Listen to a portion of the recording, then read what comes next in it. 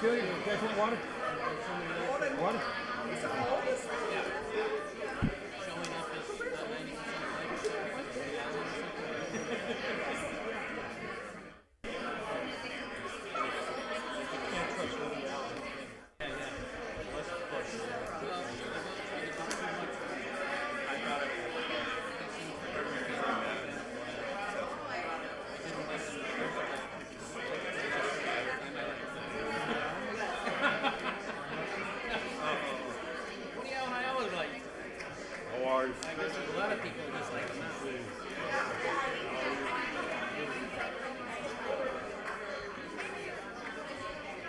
Tiger?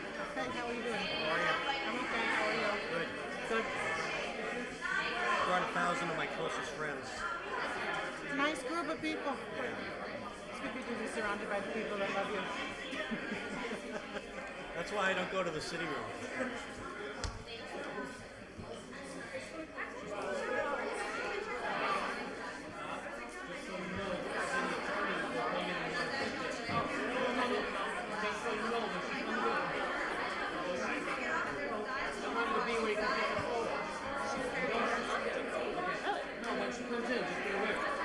Take a photo still? Take a photo from the paper? Yeah.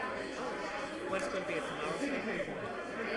Well, the thing about Olivia working in the paper department is here at some point.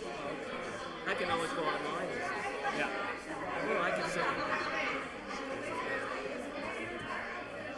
I did not know the attorney fixed it.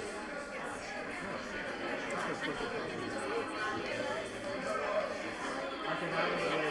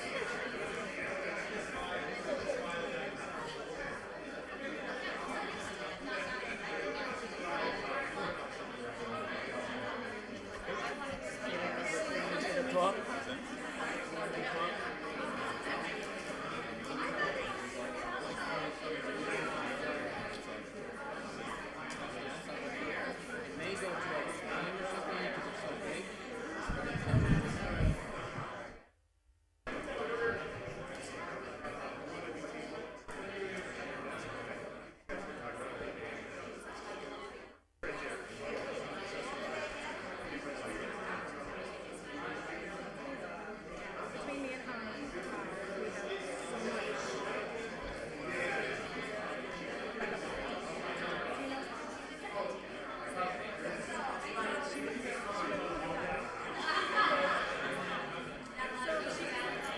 You know where's the sign up sheet? I was just wondering about that.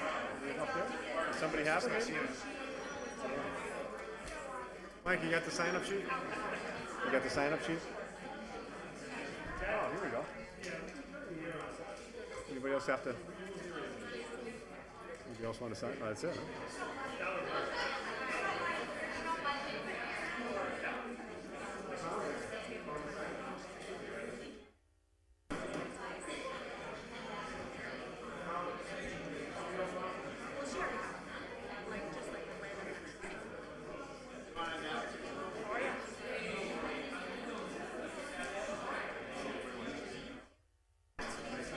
If anybody would like to speak, you just have to sign this paper here. Would you down there like this? Like a time, you know when you said that on an email or something? That's not Joe McGivens, but that's my order. You said, and see, if they make a mistake, you got to get the credit for that.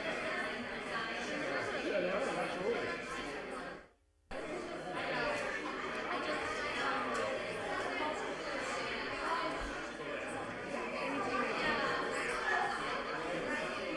I just did for our league.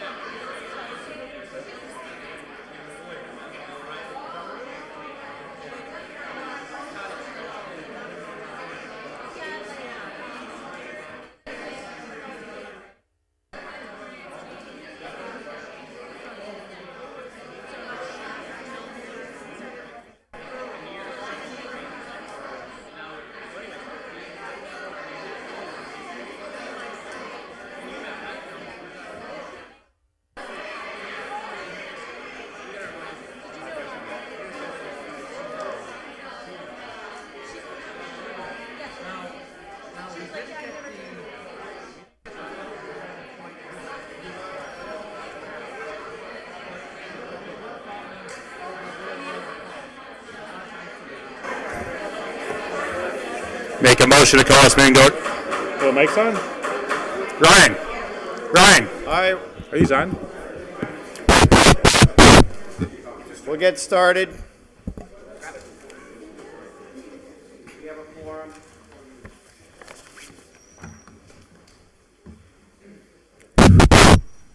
With that is the sign-up sheet for anyone who wants to do public comment. Everyone has a chance to sign up, okay? With that, now that it's up here, that was the last call. And Ryan's going to gather up the jackets. While we're doing that, we'll open the May 15, 2018 City Council meeting. The clerk will call the roll, record who is present. Anderson Burgos. Here. Bartley. Here, and welcome back, Brenna. Thank you. Bresnahan. Leahy. I'm present. LeBron Martinez. Lisi. McGee. Here. McGivern. Here. Roman. Sullivan. Here. Tallman. Here. Bacon. Here. Valentine. Here. All rise for the Pledge of Allegiance. I pledge allegiance To the flag of the United States of America and to the republic for which it stands, one nation, under God, indivisible, with liberty and justice for all. God bless America. The City of Holyoke. Before we start tonight's agenda, I'd ask Councilor Lisi to escort in a very special guest. Come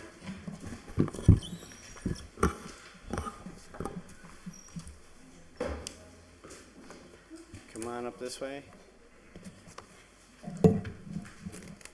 I'll move my junk out of the way. We're here to give a proclamation to Olivia for all her outstanding work and dedication to the city. There's just one slight problem. It's being framed and was not ready for today. I'll take ownership of that one. We try to get a nice frame and we botched it. So we will hand deliver it to you or deliver it to your house. We like to get nice frames sometimes when the old ones are just falling apart. So with that, I'll turn it over to Councilor Lisi, the maker of the order. Thank you. And the proclamation was signed on to by the full City Council, so you have the unanimous support of the City Council, who wanted to recognize the decades of service that you've given to the city on the Historic Commission in particular. The reception that we had prior to this meeting was to really honor the work that Olivia has done over the years. And as far as the high points are concerned, Olivia was involved in early Holyoke history preservation groups like Save Historic Holyoke.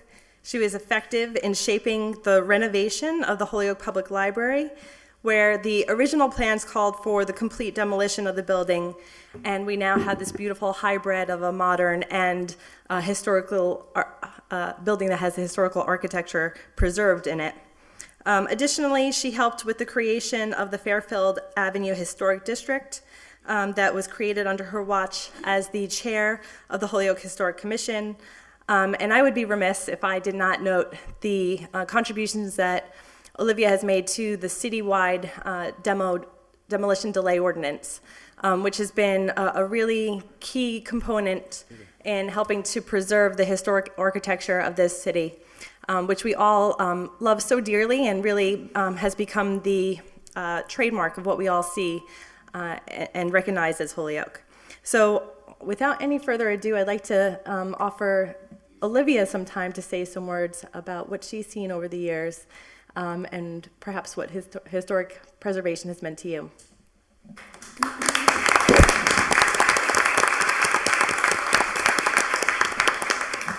Thank you very much. I'll keep it very short and sweet. It's been a bumpy road. I know we've been to the council before, and we've had our ups and downs, and it's been a journey. I can't say I've enjoyed every minute of it, but I've enjoyed a lot of it. Close enough. Close enough. So thank you very much. I'll still be around town. We still have some projects in the pipeline, so things will be happening, and we'll have to keep the city council informed. And I'm currently with the Holyoke Preservation Trust on Ray Street, so see you around town. Thank you. Thank you.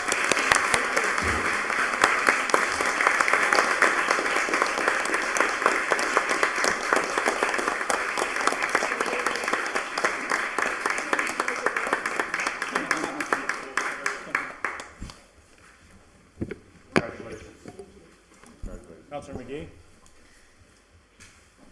Councilor Leahy? Yeah, I just wanted to say congratulations to Olivia. If I had known about your reception, if I had been invited, I would have been there.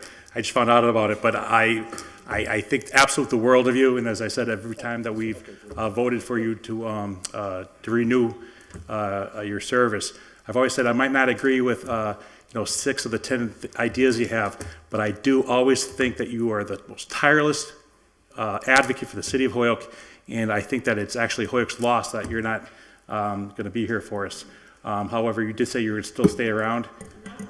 Good, because we need you, and we want your enthusiasm. Thank you very much.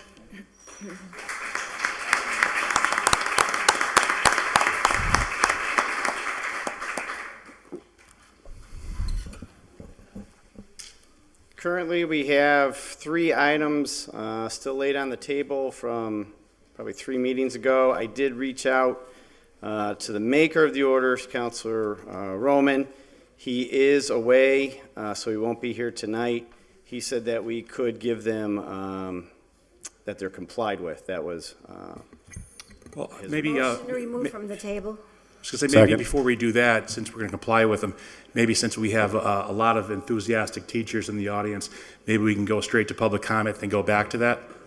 Well, can we just get these off the table? This will take 2 seconds. okay. Right. How about we? Take 2 seconds, Jim. Take it 2 seconds. Yeah, motion to suspend rules for. All right, be patient, to please. Pack these together, move them to So the table. motion is to suspend the rules, take 1, 2, 3 up as a package. Second. All those in favor? Aye. Aye. All those opposed? No. Therefore, 1, 2, and 3 are orders with regards to the busing that we all knew about and we're dealing with. As we know, the mayor signed a new contract on that, therefore, these orders are now moot. That's why. Motion they've been complied with. Second. Motion is that they have complied with. All those. President. Councilor McGivern. Take item number 3 separate, please. Item number 3, if we're to do that, Motion we'd that have 1 to and 2 are suspend the complied rules. with, Mr. President? Second. All right, so the new motion is that 1 and 2 take up as a package. All those in favor? Aye. All Motion to be opposed, complied 1 with. and 2 are to Second. be complied with. Any discussion on that? All right, so motion is that they've been complied with. All those in favor? Aye. All those opposed? Now to 3. Any action on 3? Councilor McGivern. Mr. President, I would ask that we give it leave to withdraw based on the communication we received from the law department and our role in government when it Motion to give it pertains leave to withdraw. contracts. Second. Second. Motion is to give, to leave withdraw. Anything further, Councilor McGivern? or- That's it. All right. All those in favor? Aye. Aye. All opposed? Now to public comment. 3 members have signed up. The first one is Peter McAndrew from 26 Vadnais Street. Just make sure the mic's on. Thank you. City councilors, fellow Hoyokers, colleagues, thank you for your time tonight. My name is Peter McAndrew, and I'm here tonight representing the Holyoke Teachers Association. I speak on behalf of the teachers. It's not a responsibility that I take lightly. After consultation with Dr. Zreich, the receiver of the Holyoke Public Schools, I come here tonight to formally request that the City Council join us in advocating for greater state resources for our schools. We know that the City Council has always answered the call when it comes to funding for our schools and bonding and similar issues. We are very grateful for that. As leaders of our respective organizations, we are committed to taking the steps critical to ensuring that all our students receive the educational experience they deserve in the Holyoke Public Schools. In order to provide that experience, the length of the school day has increased, along with additional days added to the educator's year. An initiative to provide multiple pathways to find success in school, as well as a planned redesign for our Holyoke Middle School and High School has been undertaken. This important and impactful work has not come without its challenges. Specifically, the expectations around time and performance have increased for our students and our educators in a time of constrained resources. A key point of our improvement efforts is the recruitment and the retention of highly effective educators. We believe, as would most, that this is one of the most important aspects of our plan to improve. Regrettably, teacher turnover has been higher than we want it to be. And this has compromised our ability to make more progress on behalf of our students. Of course, the turnover affects morale. And together, Dr. Zreich and I have spent considerable time discussing how to retain our most effective educators, those that have a track record of making positive impact on children. We both know how important it is to our children to have a continuity of educators who have demonstrated a commitment to the city of Holyoke. And so, we have pledged in the next year to examine the compensation and other conditions in attempts to retain and attract most effective educators. In doing so, we believe that salaries must be competitive with the surrounding districts. We also want to take time to review the conditions that have contributed to high levels of staff and student success in certain schools and programs and try to replicate those across the system. At the same time, state funding for the Holyoke Public Schools, a district under receivership, has not kept pace with the academic and social emotional needs of our students. Our ability to do what we both want for our students and educators has also been affected by a reduction in charter reimbursement and special education obligations that are not fully funded. We commit to strongly advocating for the resources necessary to deliver on the promise to the children of the city. We want to be sure that the families and elected officials understand the fiscal challenges.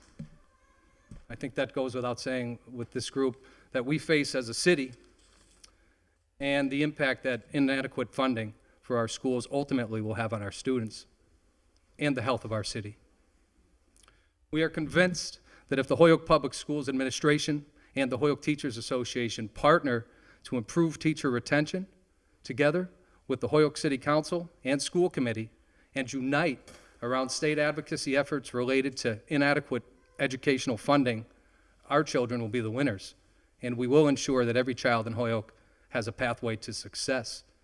So I'm here tonight really to ask for your support in moving forward.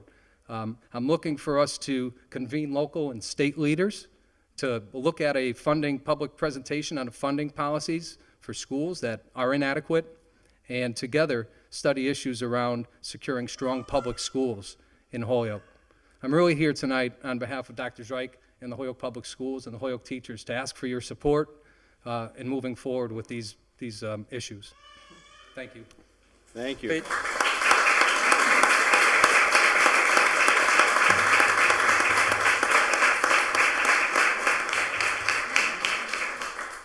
Before our next speaker, just because the name was mentioned, Dr. Zreich did send me a message. I will not be at the meeting tonight. While I am definitely supportive of Pete's statement, and he is reading it in both our behalf, I felt as the supervisor and receiver I should be going to the school committee first, which he'll be taking up the same message next Monday. That's from Dr. Zreich. Next is Myra Lane, 22 Butler Place, number 3. Good evening. Hi, how are you? My name is Myra Lamb, and I'm a second grade teacher at McMahon Elementary School. And I've come tonight to express some additional challenges that are faced by Holyoke teachers around the issue of autonomy. From the perspective of a classroom teacher, there is a very important distinction between receiving training and resources and receiving mandates and directives. In this school year in particular, it seems that decisions made at the district level have leaned very heavily towards the latter. I teach second grade, and so my students are 7 and 8 years old, and within my class, there's a very wide range of academic ability, which can be said for any Holyoke teacher in the district. And yet the district has required teachers, every second grade teacher, to administer quarterly math assessments, quarterly writing assessments, monthly vocabulary assessments, biweekly spelling and phonics assessments. The mandatory assessments have included content that my class has not even learned yet. And there have even been problems that are considerably harder than the content listed in the Common Core state standards for second grade. It honestly puts teachers in an ethically compromising position because we either defy the directives and risk our job security, or we comply, but we set our students up for failure. I am also required to teach a scripted spelling and phonics curriculum every day. And although I, like a number of my colleagues, believe that the program is generally effective, it's certainly not bulletproof. And even if teachers like me make fairly trivial adjustments in how we deliver the curriculum, district-level administrators repeat a steady refrain of feedback that we need to stick to the book. The challenges faced by Holyoke schools are complicated, and teaching is an extremely complex craft. That's why effective turnaround will not be achieved with a barrage of non-negotiable directives. The level of micromanagement in the district that we've experienced recently actually discourages critical thinking among teachers, and it's one of the major factors in low morale and the high rates of attrition that Pete referred to. I hope that the Holyoke City Council can help advocate to restore teachers' autonomy in the classroom so that our students can receive the education they deserve. Thank you.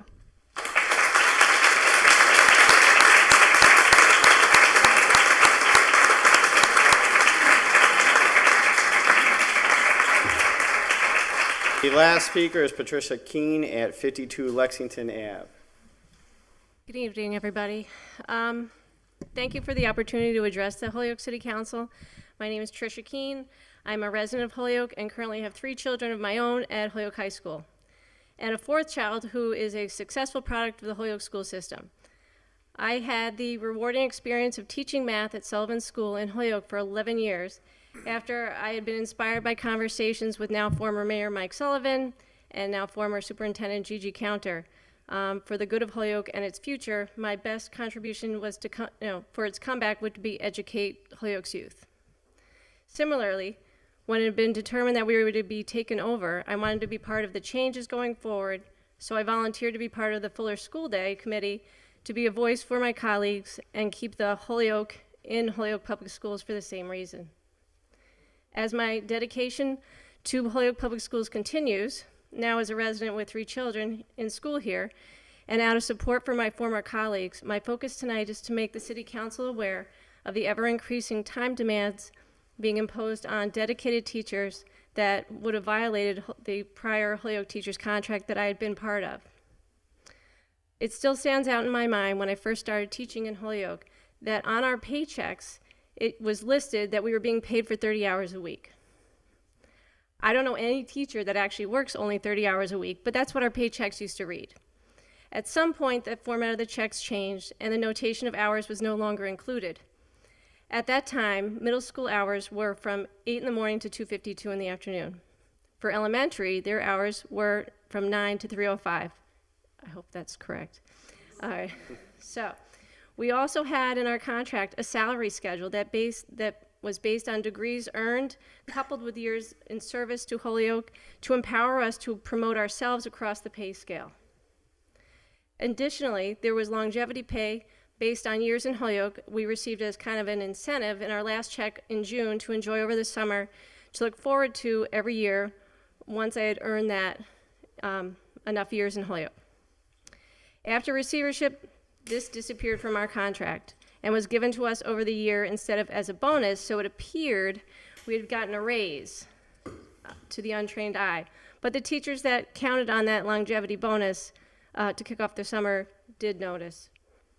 But that contract that was in place to protect teachers from situations as this is now rendered powerless under receivership, as is our union and our school committee. But even more important than pay, to me, who left the district taking a pay cut to work elsewhere, and more emotionally crippling to our teachers, which in turn affects their impact on students. This year, Sullivan School hours were extended for teachers, and in other buildings, I realize that too, from 7:45 to 3:30.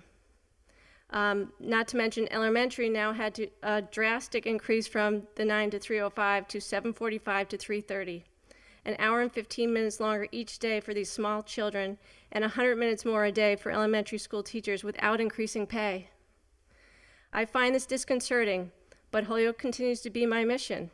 I live here. My children go to school here too.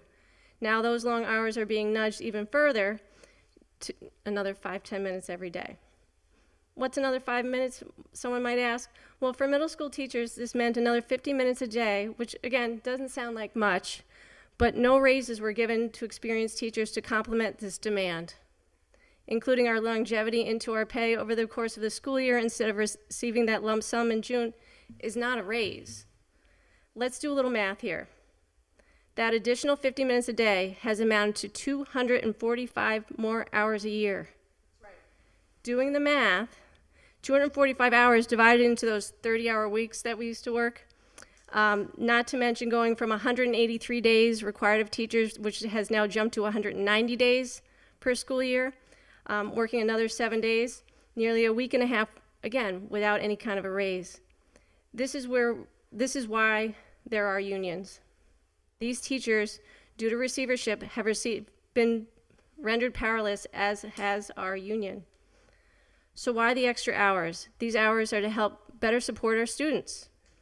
But to add insult to injury, I have not seen any data on the Massachusetts Department of Education website, which is public record to anyone that has internet access, that supports that these hours are actually improving student performance.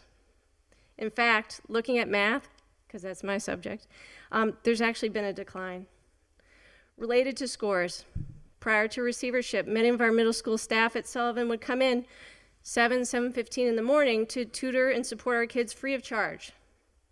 Now that there is training at the start of each day at 7:45, our kids don't arrive till 8:30.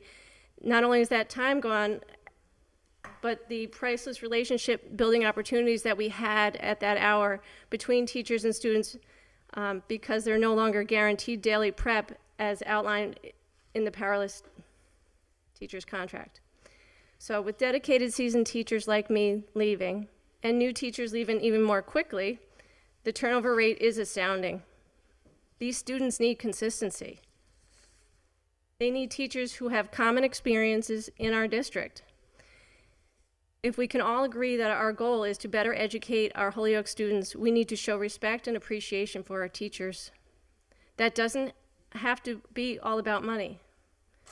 As a taxpayer, I am obviously aware that there is an issue with the city budget shortfalls. If teachers could get back some of the time that has been stolen from them and their families, I think they would willingly sacrifice their own anyway and would not cost the city any additional money. So to summarize, since going into receivership without raises for those of us that had more than 5 years of experience, of which there are fewer and fewer of, we had added onto our school year hours 8 30-hour weeks. That's at 245 divided by 30.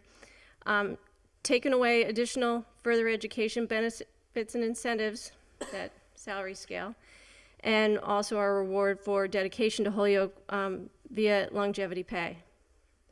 Unfortunately, for me, it had gotten to a point for my own self-respect. I needed to say enough was enough, and I needed to do what was best for me, my family, and frankly, my emotional health, and take my experiences elsewhere in the hopes that I make a statement not only for me, but for my colleagues that are afraid to speak up and are afraid to go elsewhere for fear of starting all over again at the bottom of the seniority scale.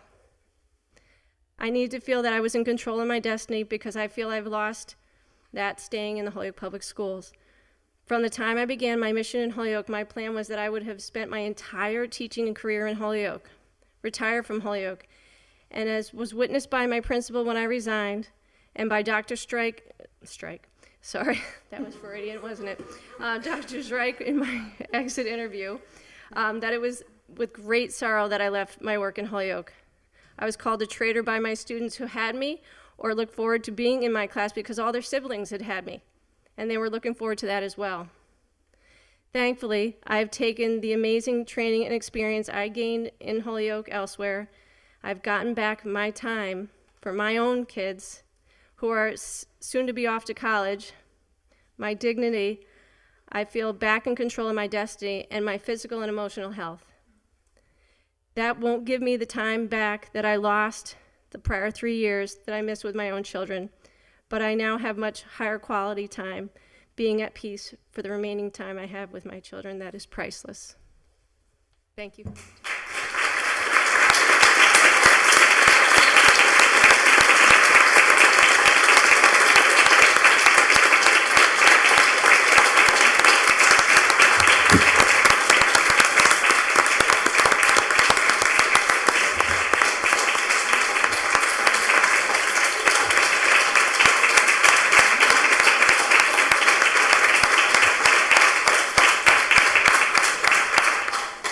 I'd like a motion to go out of order to item 35. So moved. So moved. Motion to suspend the rules, go out of order at 35. All those in favor? All those opposed? From Councilor McGee that the DGNR committee invite in our state delegation leaders to address concerns and offer up options on changing the city's formula for state funds to assure quality education for our students. In doing so, we would need to look at closer at Chapter 70 funding as well as charter reimbursement. Clearly, our district is in need of additional funds, and the current path is not sustainable. Therefore, with that, I'd make a motion, receive a motion to send to DGNR. So Your moved. motion is to send to DGNR number 35. All those in favor? Aye. Aye. All those opposed? So teachers, Counselor Bartley is the chair of DGNR.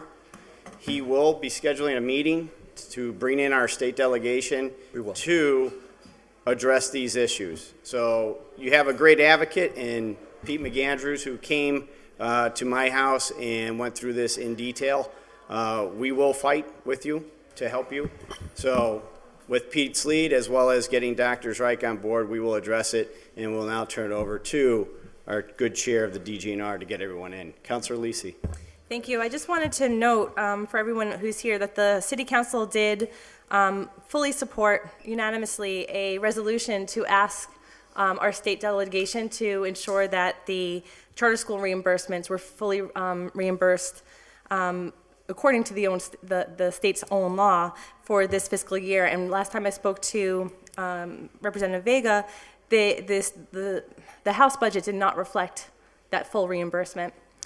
I think we'll hear more of the same, and the budget year is coming to a close in the State House. And I think that what we need is a full-on organized effort for the next entire year. And it's going to really mean having all of you come down to that meeting at the DGR committee so that our state delegation sees that the community is behind us.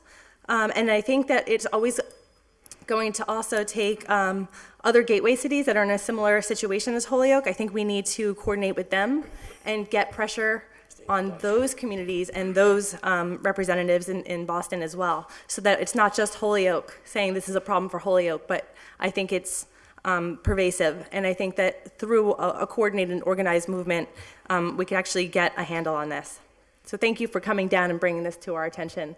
Thank you for your efforts.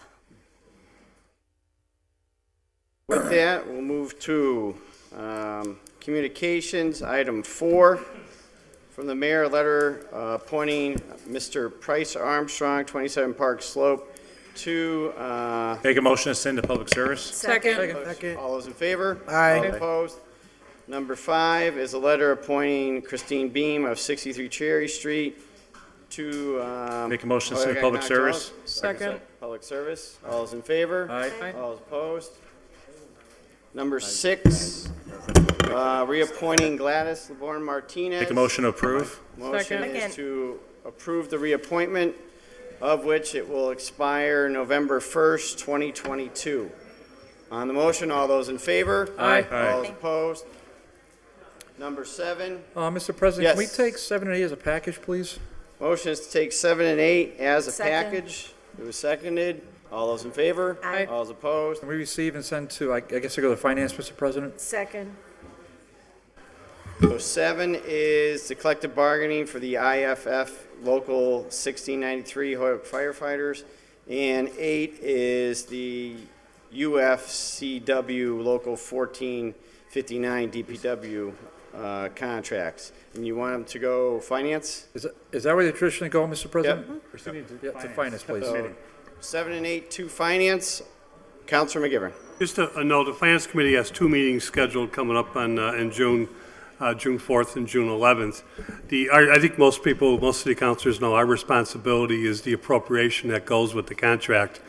The appropriation that's coming in this evening, if anybody hasn't noted the item, is from stabilization, which I'm assuming most people are concerned about, if not very upset about.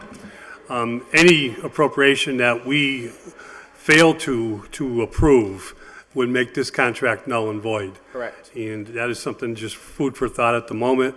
And this would be for any contract that comes before us. If you note in the appropriation that is coming in this evening, it also includes a line item for the fire chief 2 years ago, during the budget process, we were told that the chief was given a contract for the first time ever. We've never allowed for a contract for the fire chief. In 1991, the then Board of Aldermen allowed the police chief to be removed from civil service and to be funded through a contract negotiation with the mayor and confirmed by the city council. We've never approved that for the fire chief, and if I remind everybody, when the budget came to us that year, the money money in the budget to appropriate and to ratify that contract was cut by this body. And therefore, it is my opinion that that contract is null and void, and the chief of the fire department has no contract. I've asked the mayor to remove, under any circumstances, the chief who is non-union, to remove that item from the appropriation. I learned today that deputy chiefs are no longer part of the union, or if I'm saying that correctly, and I'm not sure if they're in the appropriation, but we'll take a look into that. But the Committee on Finance will be happy to take a look at both these contracts, the appropriations as they come in, but I think there's going to be a lot of questions that need to be answered. Councilor Bartley. Yeah, just through the chair, Joe, DGR we have on Monday the 21st, as you know, but we've also scheduled it for June 11th. So I've already posted that to the book, Joe, to the calendar, I should say. I apologize. I think I said the wrong dates. Yeah, Brian, what are the dates for finance? You said the 4th? So, yeah, Joe, sorry about that, but No, it's all right, on the so- calendar. I know all right, that. so I just want to make sure. Don't be sorry. I'm glad you I go told me. check. That's why we have the calendar. I go check. I just can't remember the calendar, Mr. President. You know, it's always in that room, and if I marked my calendar and looked at it, I guess I'd be a little bit smarter. Just one thing. I have the 4th and 11th on the calendar in there. Yeah. Thank you for correcting me. All right, good All enough. right. We'll go Okay. with the 18th. All right, perfect. Finance chair stands uncorrected. Yeah, that's why I apologize. I'm already on record. Just one thing, Councilor Bartley, you said the 21st you're having your meeting, and will that be taking up the 141 with Mass DOT? Are they coming in? Well, they've been asked to come back, but I will assure you that we will take up the memoranda that was forwarded to me, and I believe every counselor now has it. So we will take that up. But are they gonna actually show up? I can't say. They have not responded to that? No. So they won't take public comment? They won't? I don't know if they're going to take public comment. They won't take it out, but I will try to get them back in the fall, Mr. President. They won't be here June 18th because we got our agendas too full. But the issue, as you read that memo, that issue can, I think, reasonably wait until the fall for discussion. Okay. Because I've had people ask if they're coming on the 21st. Well, we'll, and I appreciate that, but so, just to reiterate, yes, they've been re-invited, but regardless, we will take up that issue that we had for April 30th, and we'll dispose of that. We'll go through the memoranda that was, again, everybody should have that, and we'll take it up, and we'll walk through it that night, okay? With that, I'd like to ask the members of the press if they could give notice to the DGNR meeting on the 21st, which is going to take up Mass DOT's design to redo 141. There are several areas in Ward 7 impacted by it, and constituents have asked not only myself, but they've reached out to Congressman Neal to get information on this because it's one of the things that they never got notice on before. So I'd ask that for the press to please put something in the paper to give notice to our constituents. Councilor Bartley. Well, Mr. President, just to be fair, I mean, Mass DOT's got about a baker's dozen issues that are before them. It's not just 141. Now, while we understand that's important to the whole city, and we get it, God knows we love Ward 7 with all our hearts, but there are... Counselor, in all due respect, but there are they were other here. issues. Counselor, they were here, of which giving an update to the full council as to the jobs they're going to do in the city. Counselor, with And let it all due go. respect, you're out of order, I'm just making a Counselor. joke. Counselor, you're I out had of the order. floor. No, you're not. I had the I made floor. a ruling. You're out of order. All right, I'm sorry, Mr. There you President, go. can't take a joke. Move on.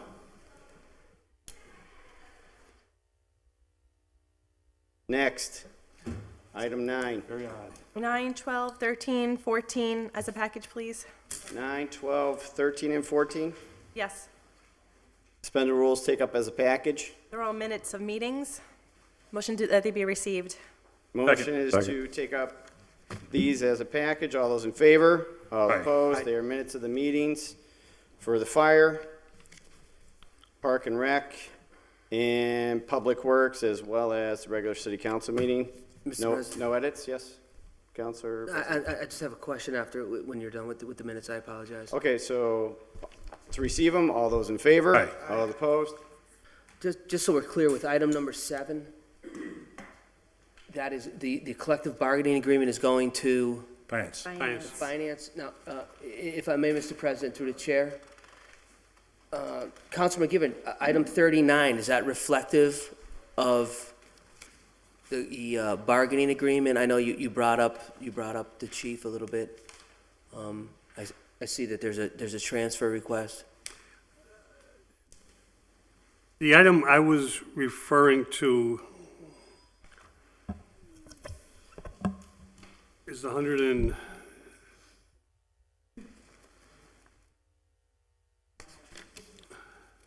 What is it? I'm sorry? 45. 45, okay. 45 is direct, I've been told, I haven't had a chance to review it, but is directly related to the fire contract itself. And so, just for the firefighters that are here, that we're having a meeting on the finance... On the 4th of... Depending what happens with that item 45 this evening, the Finance Committee is meeting on the 4th and the 11th of the month of June. Okay. All right, boys. Thank you. You're welcome.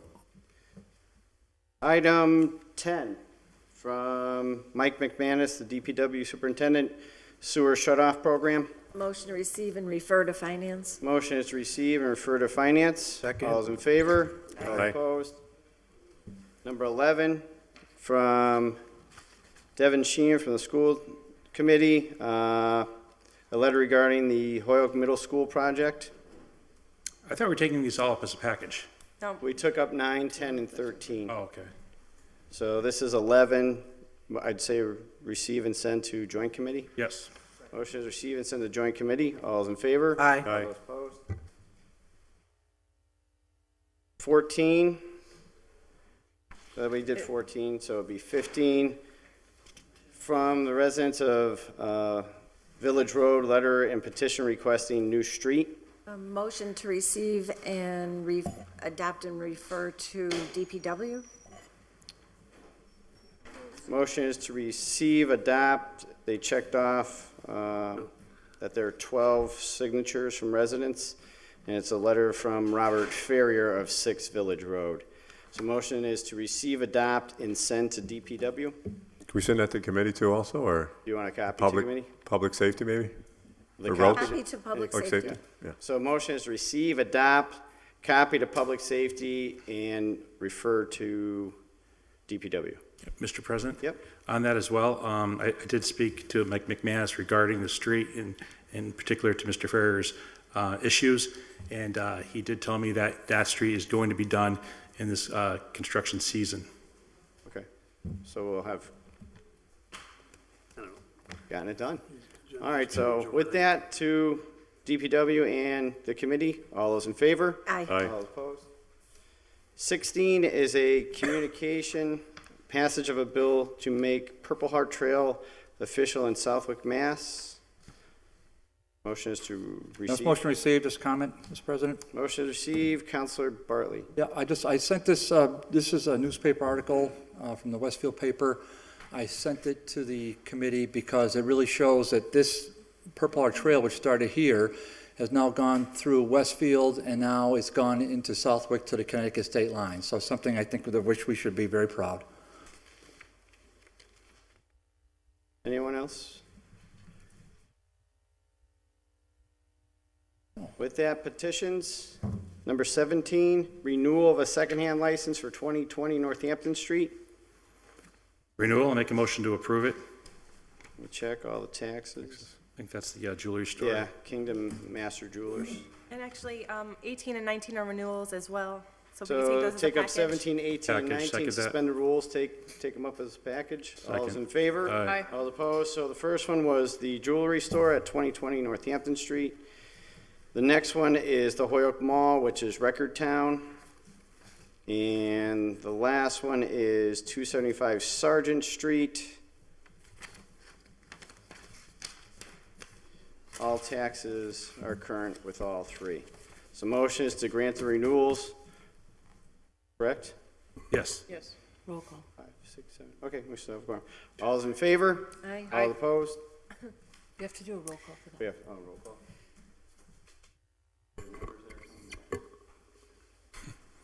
All right, with these, the clerk will call the roll. If you voted yes, you're voting to grant the renewals. If you vote no, you're voting against it. Leahy, Yes. Lisi, Yes. McGee, Yes. McGivern, Yes. Sullivan, Tallman, Bacon, Yes. Valentin, Yes. Anderson Burgos, Yes. Bartley, Yes. Bresnahan. 8 yeas. With your vote, you approve the renewals. 20 is a special permit for 380R Dwight Street, sent to ordinance. All's in favor? All opposed? All right, so with that, we're now at the President's report. We do have a few things here. First is to welcome back our clerk. She's back in action. Welcome back, Brenna. We missed you. No offense to Irma, she did an awesome job. I might be a little biased, but just point that out. Also, Nelson, as I said earlier, Nelson is traveling, so he won't be here tonight. Gladys is not here as well, but it's her birthday. So happy birthday, on my Gladys. birthday. She did say, I will definitely come in if you need me, and I said, your birthday, just go have fun. So that's why she's not here.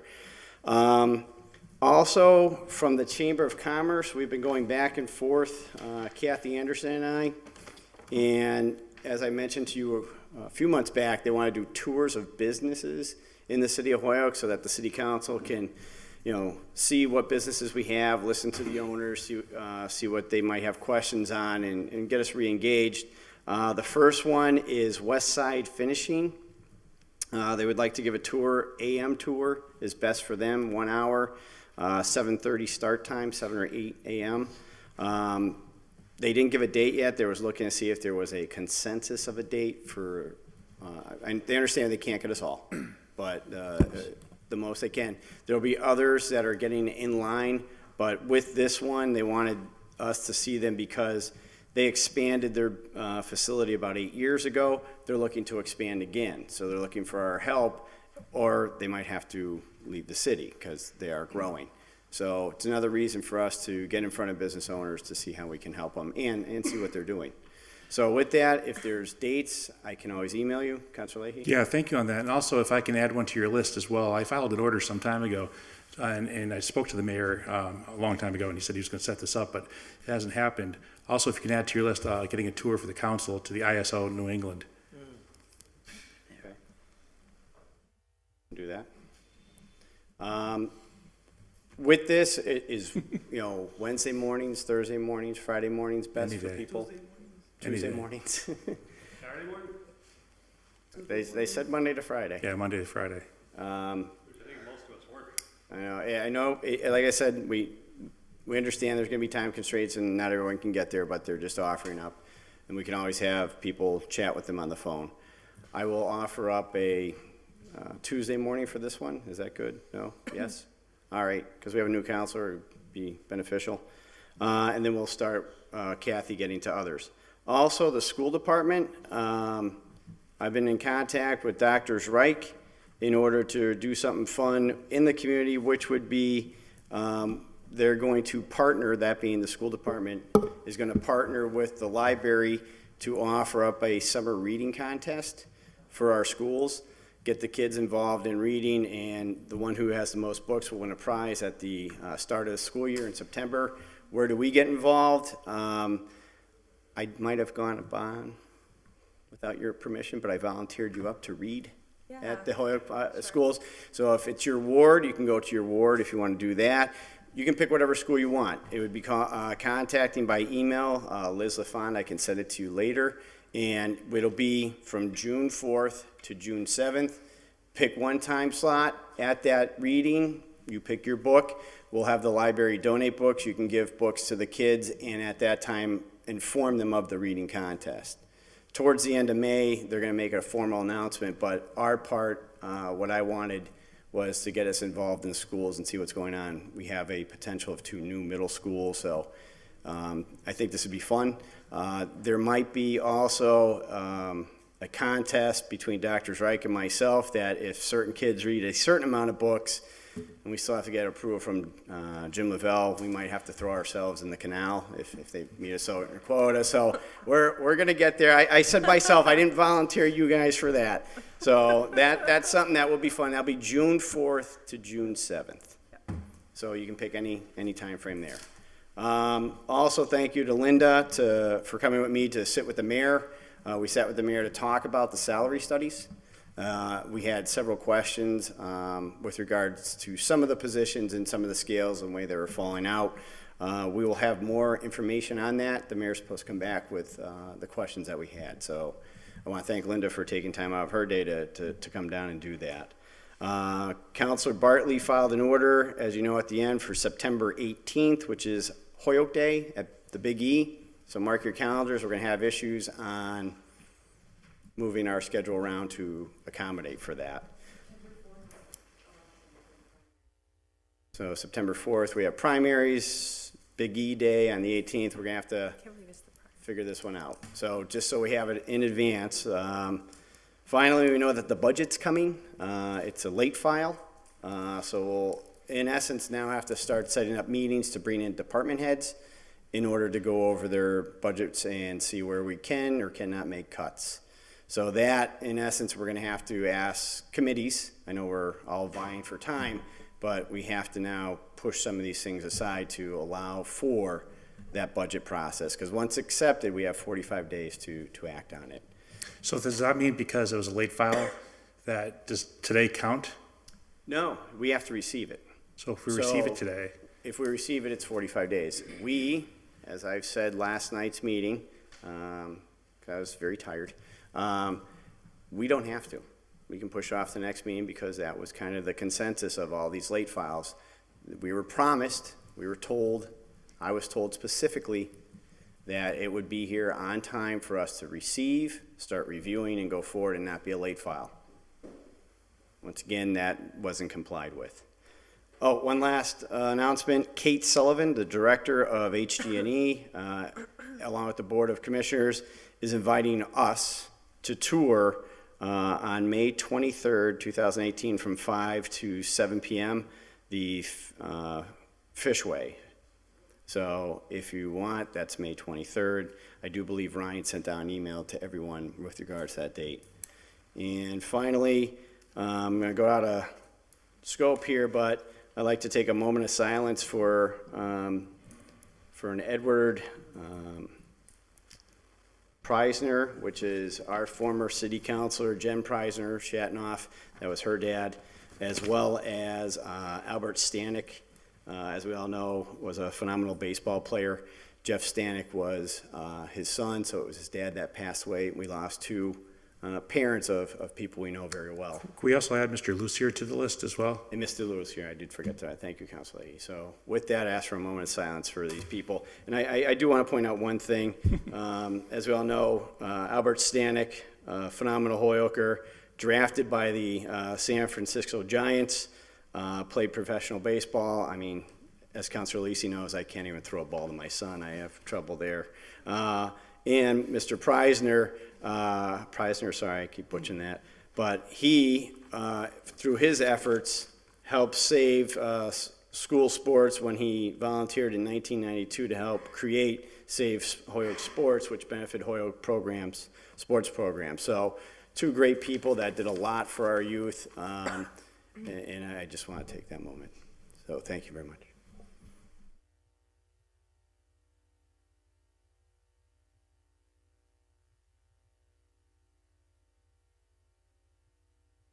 Thank you very much. Lastly, and I will be brief,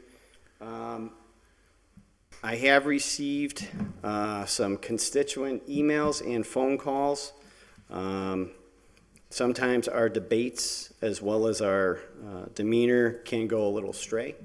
And they have asked that we, once again, please, we are the representatives of the public. And therefore, if we can watch how we interact with each other as well with the public, that was the request by some constituents. So I said I would absolutely do that, and I would make that announcement tonight. So thank you very much. Anyone else for report or anything that I might have missed, Councilor Lisi? I know that we sent item number, sorry, I'm looking for it now, 10 to committee, but I just wanted to mention the highlight of that letter, which is that the sewer shutoff program that we adopted last year is now being implemented. The sewer department is dividing delinquent accounts into 3 different groups.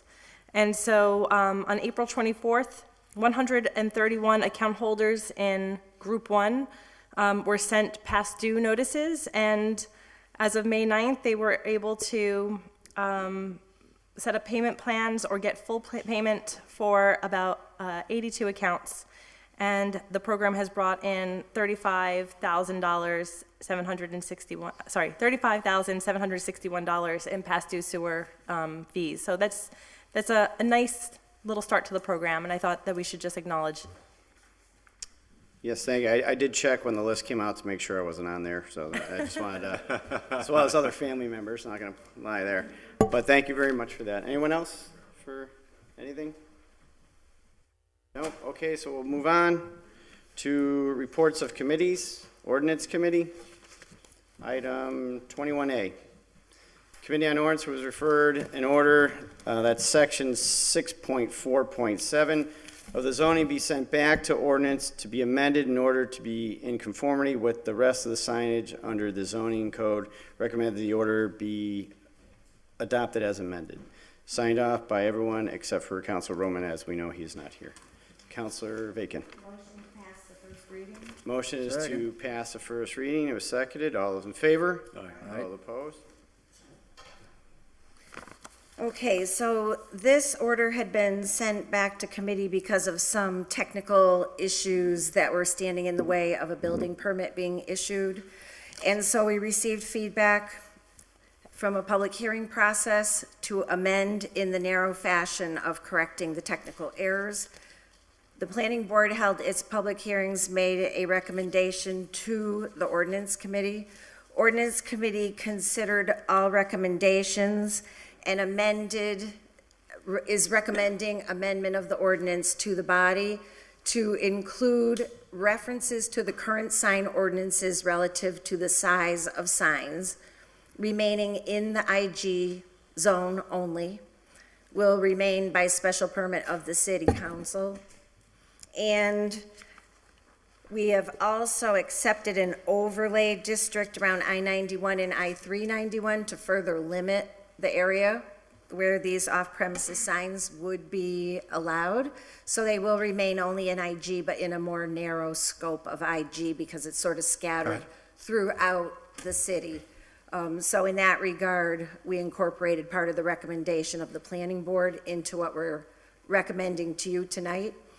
I also am offering an amendment to this legal form before you because it's my recollection, and along with at least one other member of the committee, that the scope of this amended zoning ordinance was not to include billboards. So I'm offering an amendment that we delete the billboard definition.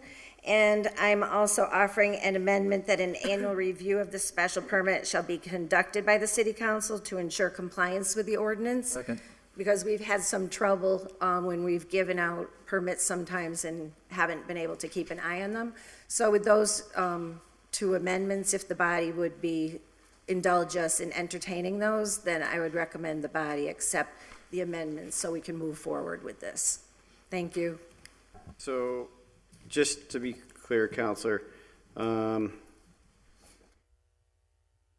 in its place section 2 definition billboard, any sign greater than 300 feet, you want deleted. That's what you're saying? Okay, and then what was the other one? To add back in language that is in the current ordinance that would by this amendment be deleted. So in other words, to retain it, that an annual review of the special permit shall be conducted by the city council to ensure compliance with this ordinance.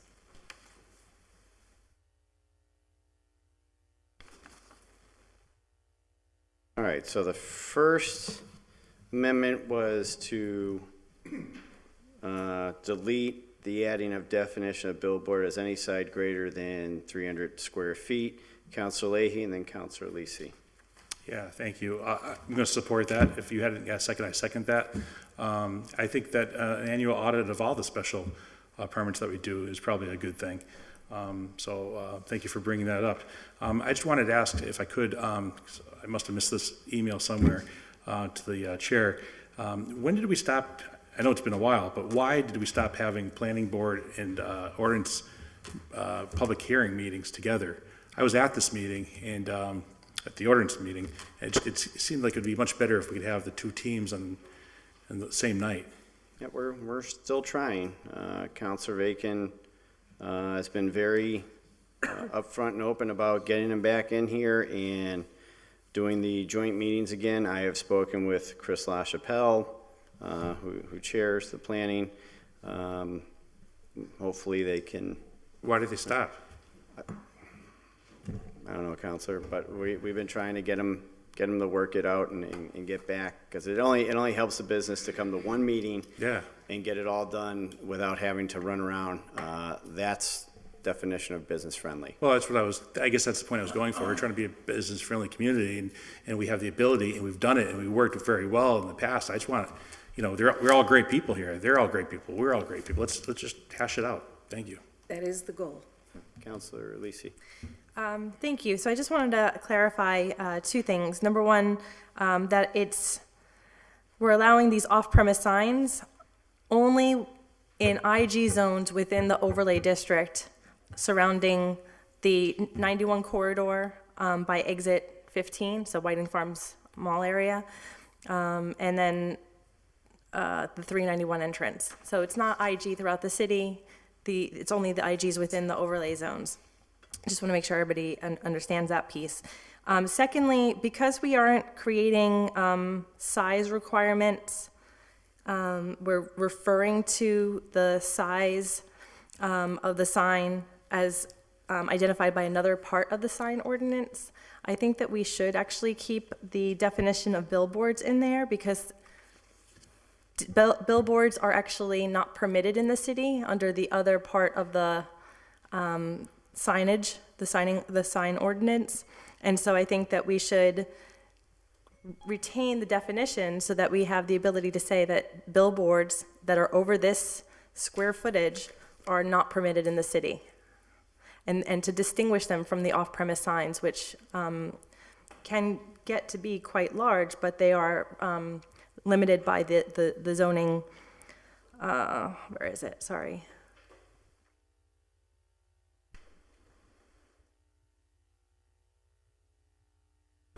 It's the part that refers to the size requirements.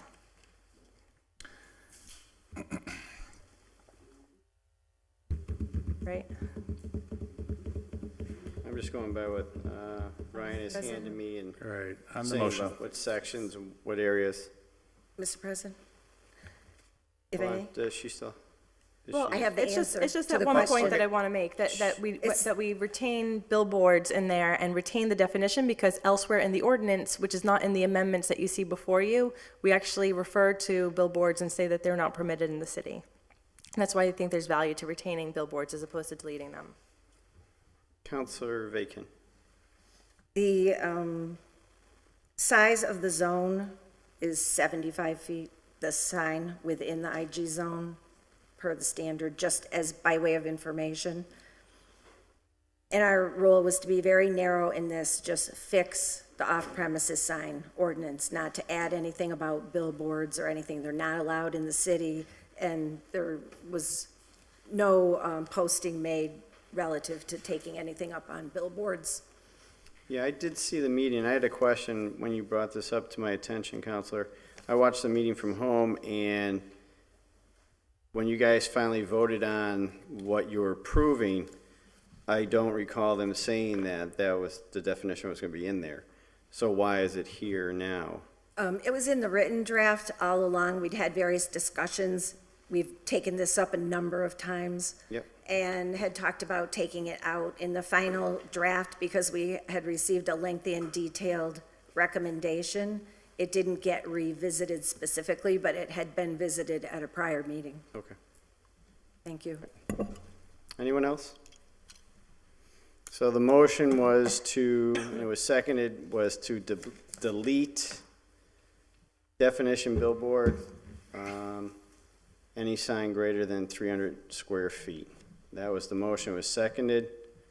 All those in favor? Aye. All those opposed? No. The ayes have it. There's a second amendment to retain or add back. Retain. That annual reviews by the city council to make sure the special permit is in compliance. That's how you want it said? The actual language is on the legal form, the original language. Okay, so I'll just. Item 2, Ryan, just to retain the original item 2 of the current ordinance. okay. There was a second to that. All those in favor? Aye. All those opposed? So those two amendments were made. Back to Councilor Bacon. So then the rest of the order would simply be to pass the second, well, as amended. As amended. To pass the first reading. As amended, the motion is to pass the first reading. All those in favor? Aye. All those opposed? Motion to pass the second reading. Motion is to pass the second reading. All those in favor? Aye. All those opposed? Motion that the passage be ordained. Motion is that the passage be ordained. The clerk will call the roll. If you vote yes, you're voting for the new ordinance with the changes and amendments. Leahy? Yes. Lisi? Yes. McGee? Yes. McGivern? Yes. Sullivan? Yes. Tallman? Yes. Bacon? Yes. Valentine? Yes. Anderson Burgos? Yes. Bartley? Yes. Bresnahan? Yes. Unanimous vote.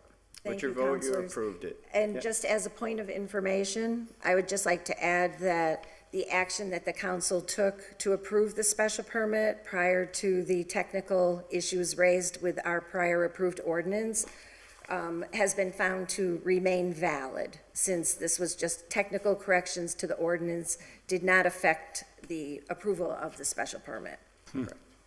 Thank you. All right, so 21B. The Committee on Ordinance was referred in order that the city create an ordinance on recreational marijuana regarding the taxation of the product that will be manufactured and/or sold. Recommended that the order be adopted. Motion to receive and adopt the committee report. Motion is to receive and adopt the committee report. Under discussion, Councilor Bacon. Thank you. Order was filed by Councilor Leahy. Thank you. And we did adopt his order, and further down, there's specific language that we adopted for further action on the matter. So we should actually take up B and C as a package. So B and C together, you want to suspend Well, the rules? C is in the legal form. Okay, but so B. But legal yeah. recommended that we couldn't, one has to be Yep, okay. unique. So 21B is recommended that be adopted. All those in favor? Aye. All opposed? 21C would now be the legal form that the Committee on Ordinance would refer in order that the City of Holyoke accept 64N, Section 3, to impose an excise on retail sales of marijuana for adults at a rate of 3%. So the motion is to receive and adopt the committee report, and we were advised by legal that this is the language provided by the state and that this is the maximum tax that we can impose at this time, at least. Can we raise it and have them challenge us? No, I'm just kidding. You could All try. right. So, I'm open to that. Any discussion on this? Anyone else? No? So the motion is to receive, adopt, since it's legal language. You'd need a roll call and everything, or? I'm not sure. It's not actually an It's not ordinance. It's not not gonna a be, zoning we're ordinance. just accepting the We're state rule. adopting the state tax. Okay, I don't think we need. okay. So all those in favor? Aye. We just, for the, we did the hotel tax and the meals tax, we took a roll call. We can take a roll So I don't know call. if that's, I'm not saying we have to, I'm just saying, but when we did, Okay. Right. But we adopted the, all right. It's worth having it, so might as well. Roll call, 3 members? Roll call. Yeah, 1, 2, 3. So Roll call. with that, the clerk will call the roll. If you vote yes, you're voting to accept the state language on the 3% excise tax. Leahy, Yes. Lisi, Yes. McGee, Yes. McGivern, Yes. Sullivan. Yes. Tolman. Yes. Bacon, Yes. Valentine. Yes. Anderson Burgos. Yes. Bartley. Yes. Bresnahan. Yep. Unanimous vote. With your vote, you Yes. approved it. Mr. Yes, President, Counsel? motion to suspend rules and take up D and E as a package. Second. Let's take 21 D and E as a package. All those in favor? Aye. All opposed? Committee on Ordinance was referred a handicap parking application for 49 North East Street. Recommend that be denied. Committee on Ordinance was referred a handicap parking application for 179 Oak Street. That it be denied. Motion to receive and adopt the committee report. Motion is to receive and adopt the committee report. Under discussion. This was based on feedback from the Disabilities Commission that made site visits and found that they were not warranted. Okay. Any other one? No one else? With that, Councilor Val. Through the chair, if I could ask a question. So when these are denied, what is the protocol to inform folks? Is it through the clerk's office? Is it the commission themselves? I just want to make sure that there's a full loop, because, I mean, they submit the application to the clerk's office, so how are they informed that they're denied? Well, the commission is a recommending body to the committee, and then we're a recommending body to this body. So once the council takes the vote, then the action is official, and it's part of our minutes, and they're published. Beyond that, I don't know. So, I don't think we have a procedure, Councilor. so could I request that, that we take a look at that? Because I think if people are bringing their applications into the clerk's office, they should be notified if something is denied. Well, either way, right? Yeah, well, yeah, either way. So can I just make that request? I don't know if it needs to be official or formal, but. And Well, I- there's no rule in place. I think we'd have to adopt one. I think for these, we'll just have to, is there a phone number here? Maybe for these, we could request that Ryan would reach out to the applicants and just let them know. And then we can adopt a rule after that. Yeah, because I mean, I can, if someone gets a This call one. saying their application got denied, the next question is going to be why. Yeah, And there's- so, in this case, as the counselor said, you know, the commission said they did site visits and it wasn't. it Right, and didn't- there is documentation. So I Yeah, think, So That's there is phone numbers in the too. file. There's so numbers in here. if someone could bring that full circle, that would be great. Ryan, could you? Thank you. Ryan said he'll do that. Thank you, Ryan. So motion is to recommend that the orders be denied. All those in favor? All those opposed? I need coffee. 21F, Committee on Ordinance was referred, in order that the city council review the fee schedule for blighted property ordinance 18-35. Have considered the same, recommend that the order be adopted as amended. Okay. So, motion to pass the first reading? Motion is passed the first reading. Under discussion, Councilor Bacon. Thank you, Mr. President. So this came to us as a request from legal to clean up some language because inadvertently there was a conflict in one portion that didn't get edited out. In the process of reviewing it, some other concerns were raised relative to the timing and wanting to be sure that we're encouraging and giving the people that take the blighted properties time to improve them without incurring punitive fines. So we did entertain other discussion around giving some discretion, particularly in the case of large-scale renovations.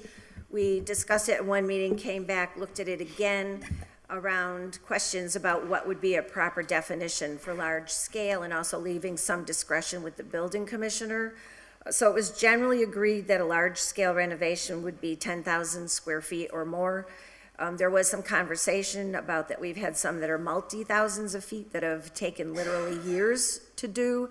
So the focus, I think it was agreed, would properly be more on that progress is continuing rather than that something is completely done by a certain time. Because the whole purpose was to get the things going, improved, and get some tax revenues and use of the property back on the rolls. So following discussion, there was the added amendment that qualifying large-scale renovations could be given extensions, but that they must complete a rehab plan within 30 days of receipt of an order of the property. So I think it's tight on submitting the plan, and then the building commissioner has some discretion relative to completing the plan, if it's a large project. Is this just for receivership, or if I'm rehabbing a building that I bought, I have to be in compliance as well? This is under, this is a piece of the building and building regulations relative to blighted and vacant buildings specifically. Okay. So it's narrow in terms of the plan and the timing. Okay. But it was found that it was a little tight, so then people were becoming, because we've gotten a little more aggressive with charging the fines. So, for example, if they had exceeded say, I'm making up the number, but if they had exceeded the deadline, then they would get hit with a fine, which might be waived, it might be deferred. But this is just to give a little discretion so that if it's actually happening the way it should, people won't feel threatened, I guess, by further fines. All right. Anyone else? The motion was to pass the first reading. All those in favor? Aye. All opposed? Motion to pass the second reading? Motion is passed the second reading. All those in favor? Aye. All opposed? Motion that the passage be Second. ordained. Motion is that the passage be ordained. The clerk will call the roll. If you vote yes, you're voting for the recommendation that it be adopted as amended. Leahy, Yes. Lisi, McGee, Yes. McGivern, Yes. Tallman, Yes. Sullivan, Yes. Bacon, Yes. Valentine, Yes. Anderson Burgos, Yes. Bartley, Yes. Bresnahan. Yes. Unanimous, 10 yeas. With your vote, you have passed the order. 21G, the Committee on Ordinance was referred in order to establish a fee for tort claims. The City Department suggested fee be $15, suggested that the order be adopted. Motion to pass the first reading? Motion is passed first reading. Under discussion, Councilor Bacon. This is pretty straightforward. I think one of the main goals is to cover costs of processing the claims, and the other may be to be sure that, I should note, that if someone submits the claim and pays the $15 and their claim is found to be good, they will get the filing fee of the $15 reimbursed. Only in the case where the claim was not found to be warranted would the $15 remain. So I think it's also to encourage valid claims to the city. Anyone else? But that motion was to adopt. Motion to pass the first reading. Okay, so motion was to pass first reading. All those in favor? Aye. All opposed? Oh, Councilor Sullivan, sorry. Yeah, my apologies to the chair here.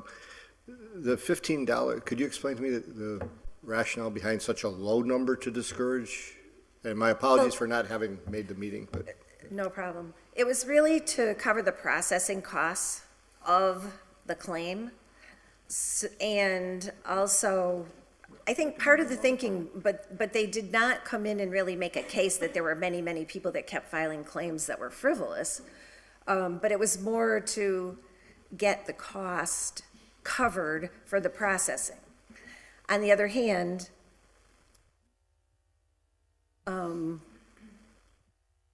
that was the main takeaway I got from it. Okay, I'd suggest a friendly amendment to make the number more like $100. Oh, well, okay, so to that point, we did have some discussion because, okay, so what's a good example to use? Somebody, since it's pothole season, let's use that. Somebody has a pothole on their street, the pothole's been reported, it didn't get fixed yet, somebody hits it, gets damage to their car. So the discussion that we had in committee was, we want to make it so that it's covering costs of processing. On the other hand, we don't want to make it so punitive that a person can't even afford to file a claim to the city to get their broken whatever it is fixed. So we felt that this was a reasonable fee to cover processing costs, but not so onerous that it would actually make it not possible for people to pursue what might be a legitimate claim. That was the balance we struck. Fine. Councilor Bresnahan? Through the chair, so the $15 is for the reimbursement for the actual claim that's being filed? Is that what I mean? It's just a filing fee that will go with, my car got damaged, my mailbox got broken. So Those are probably the most popular ones. So it goes into the general fund, I guess. So there's not, when you say filing fee, I mean, I'm assuming that there, if I pop a tire on a pothole, it used to be you would deal with the law department. You weren't Yes. actually going into the courthouse. No, it will be still going to our law department. Right, so it's a But file- instead of just filing it, you also have to pay a $15 fee, which you will get returned if your claim is successful. And is this precedent setting, or have other communities, this is something that other communities are doing? We got feedback that other communities have implemented this. It's more just to cover processing costs, and I do think there is an aspect of it that is to make sure that Frivolous it is a cases. real claim. All right, with that, I think we're at the motion. Motion to pass the second reading? Motion was to pass the second reading. All those in favor? Aye. All opposed? No. Motion that the passage be ordained? Motion that the pass be ordained. The clerk will call the roll. If you vote yes, you're voting for the ordinance. Leahy? Lisi? Yes. McGee? Yes. McGivern? Yes. Sullivan? Yes. Tallman? Yes. Bacon? Yes. Valentine? Yes. Anderson Burgos? Yes. Bartley? Yes. Bresnahan? No. 10 yeas, 1 nay. With your vote, you approved it. On to Finance Committee. 22A, the Committee on Finance was referred a transfer request of $1,000 from register of voters to temp seasonal. Recommended that be adopted. Make a motion to receive, pass the first reading for the purpose of adopting. Second. Motion is received, pass the first reading. Under discussion, Councilor McGivern. Thank you, Mr. President. The Finance Committee recommends that the full City Council adopts this transfer. This is the Register of Voters. As we know, our Register of Voters retired earlier in the fiscal year. There's a surplus money in that account. There's a current census being taken place, and this $1,000 would allow for some temporary seasonal help to complete the census. Anyone else? I'll abstain from the vote. I'm just here to manage the paperwork. No other discussion. Motion was passed the first reading. All those in favor? Aye. All those opposed? Motion to pass the second reading? Motion is passed the second reading. Clerk will call the roll. If you vote yes, you're voting for the transfer. If you vote no, you're voting against it. Leahy? Lisi? Yes. McGivern? Yes. Sullivan? Yes. Tallman? Yes. Bacon? Yes. Valentine? Yes. Anderson Burgos? Yes. Bartley? Yes. Bresnahan? Yes. 10 yeas, 1 abstain. With your vote, you approved the transfer. 22B, Committee of Finance was referred that there be appropriated for fiscal year 2010, $10,000 as follows. And it's for motor vehicles for repair. Make a motion to receive, pass the first reading for the purpose of adopting. Second. Motion to receive, pass the first reading. Our discussion, Councilor McGivern. Thank you, Mr. President. First, I'd just like to give the verbal commitment or verbal verification of where we are with free cash.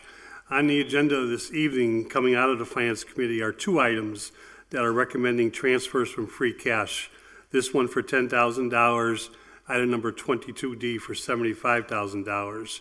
There is a third item in the hopper coming from free cash, remains in the Finance Committee for $79,000. If the 3 items, this $10,000, the $75,000, and at some point the $79,000 passed, our balance of free cash for the remainder of this fiscal year will be $91,600. Any of these 3 items that don't pass would be added back into that balance. This item is a request, kind of speaks for itself. but it's the police department. The chief was in with Sergeant Hart, and they gave us an explanation of what's going on with the fleet. We haven't put the money into buying new cruisers in recent years, and expenses in the motor vehicle repairs, and of course comes with supplies, has increased. They would like to buy 6 new cars, they told us, but at the moment they need this to get through the year to keep the fleet limping around. There's a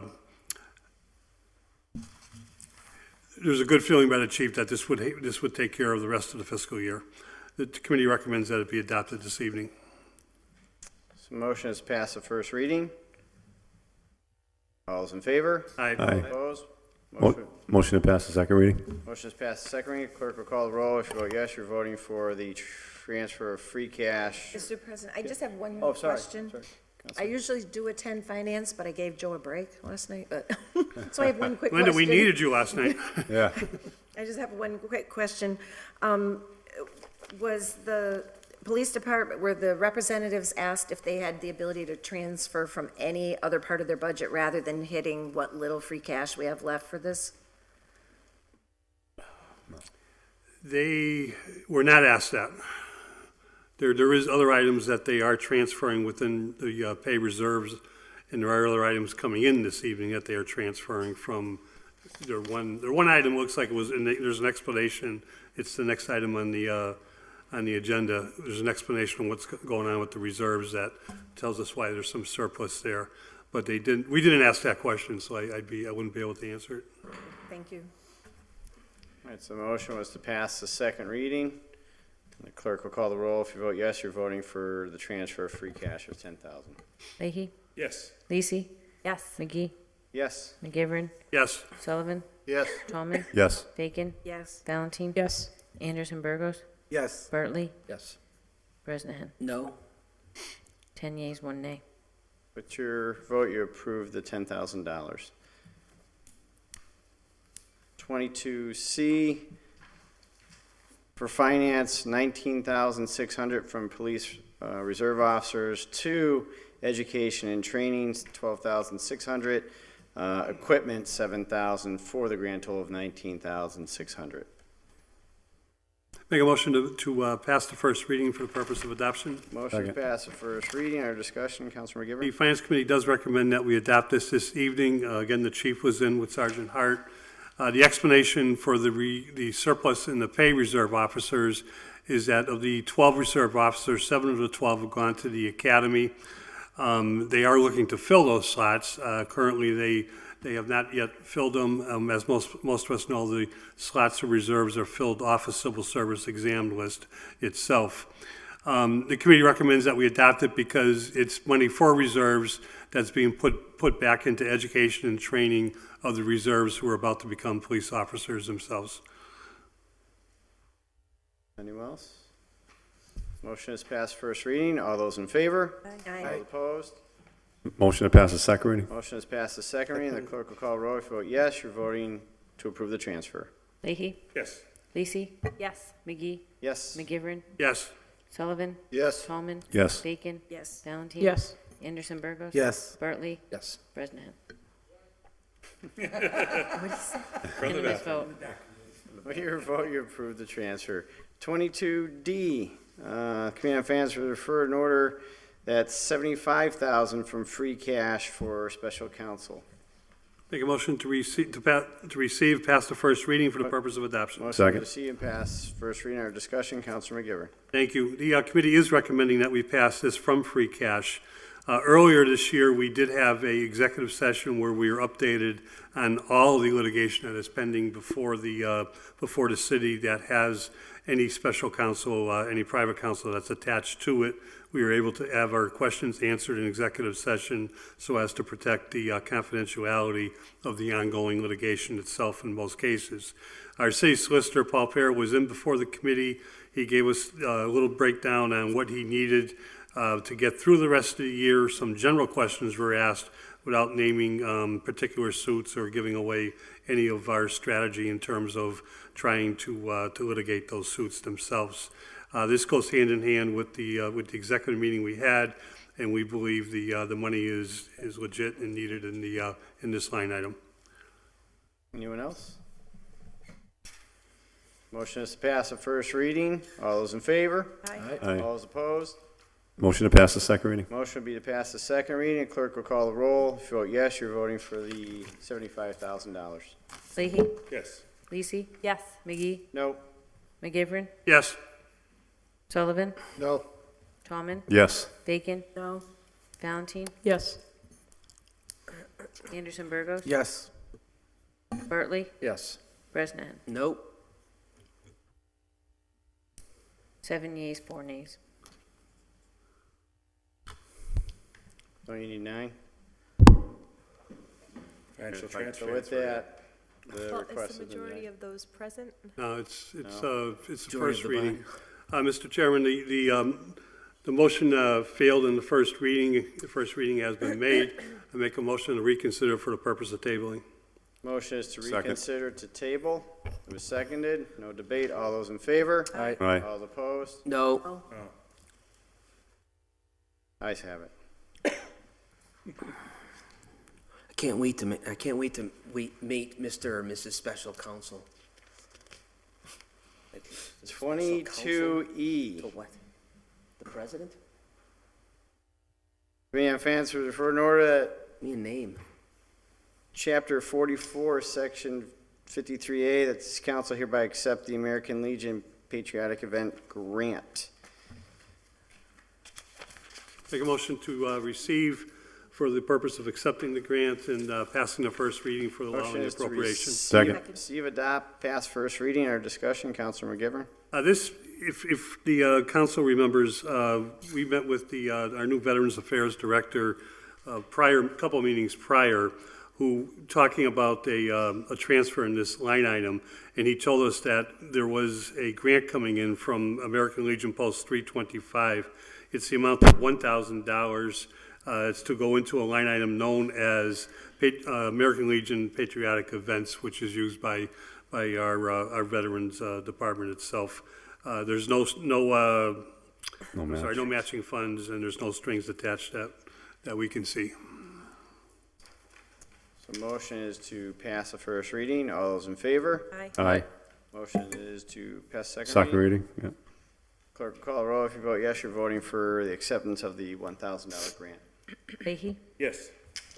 Lisi? Yes. McGee? Yes. McGivern? Yes. Sullivan? Yes. Tallman? Yes. Bacon? Yes. Valentine? Yes. Anderson Burgos? Yes. Bartley? Yes. Bresnahan? Yes. Unanimous vote. With your vote, you approved it. 22F, from the Finance Committee, is referred a request from Chapter 44, Section 53A, that the council hereby accept the Bicycle Safety Enforcement Grant. Make a motion to receive and pass the first reading for the purpose of accepting the grant and doing the appropriation. Motion is to receive, adopt, pass first reading. Our discussion, Councilor McGivern. Thank you. We recommend that we do accept this grant. It's an annual grant. The police department chief was in again and explained for the amount of $5,625. He uses this grant annually to put 2 or 3 officers out on bike patrol on additional duty during the months that allow for bike patrol.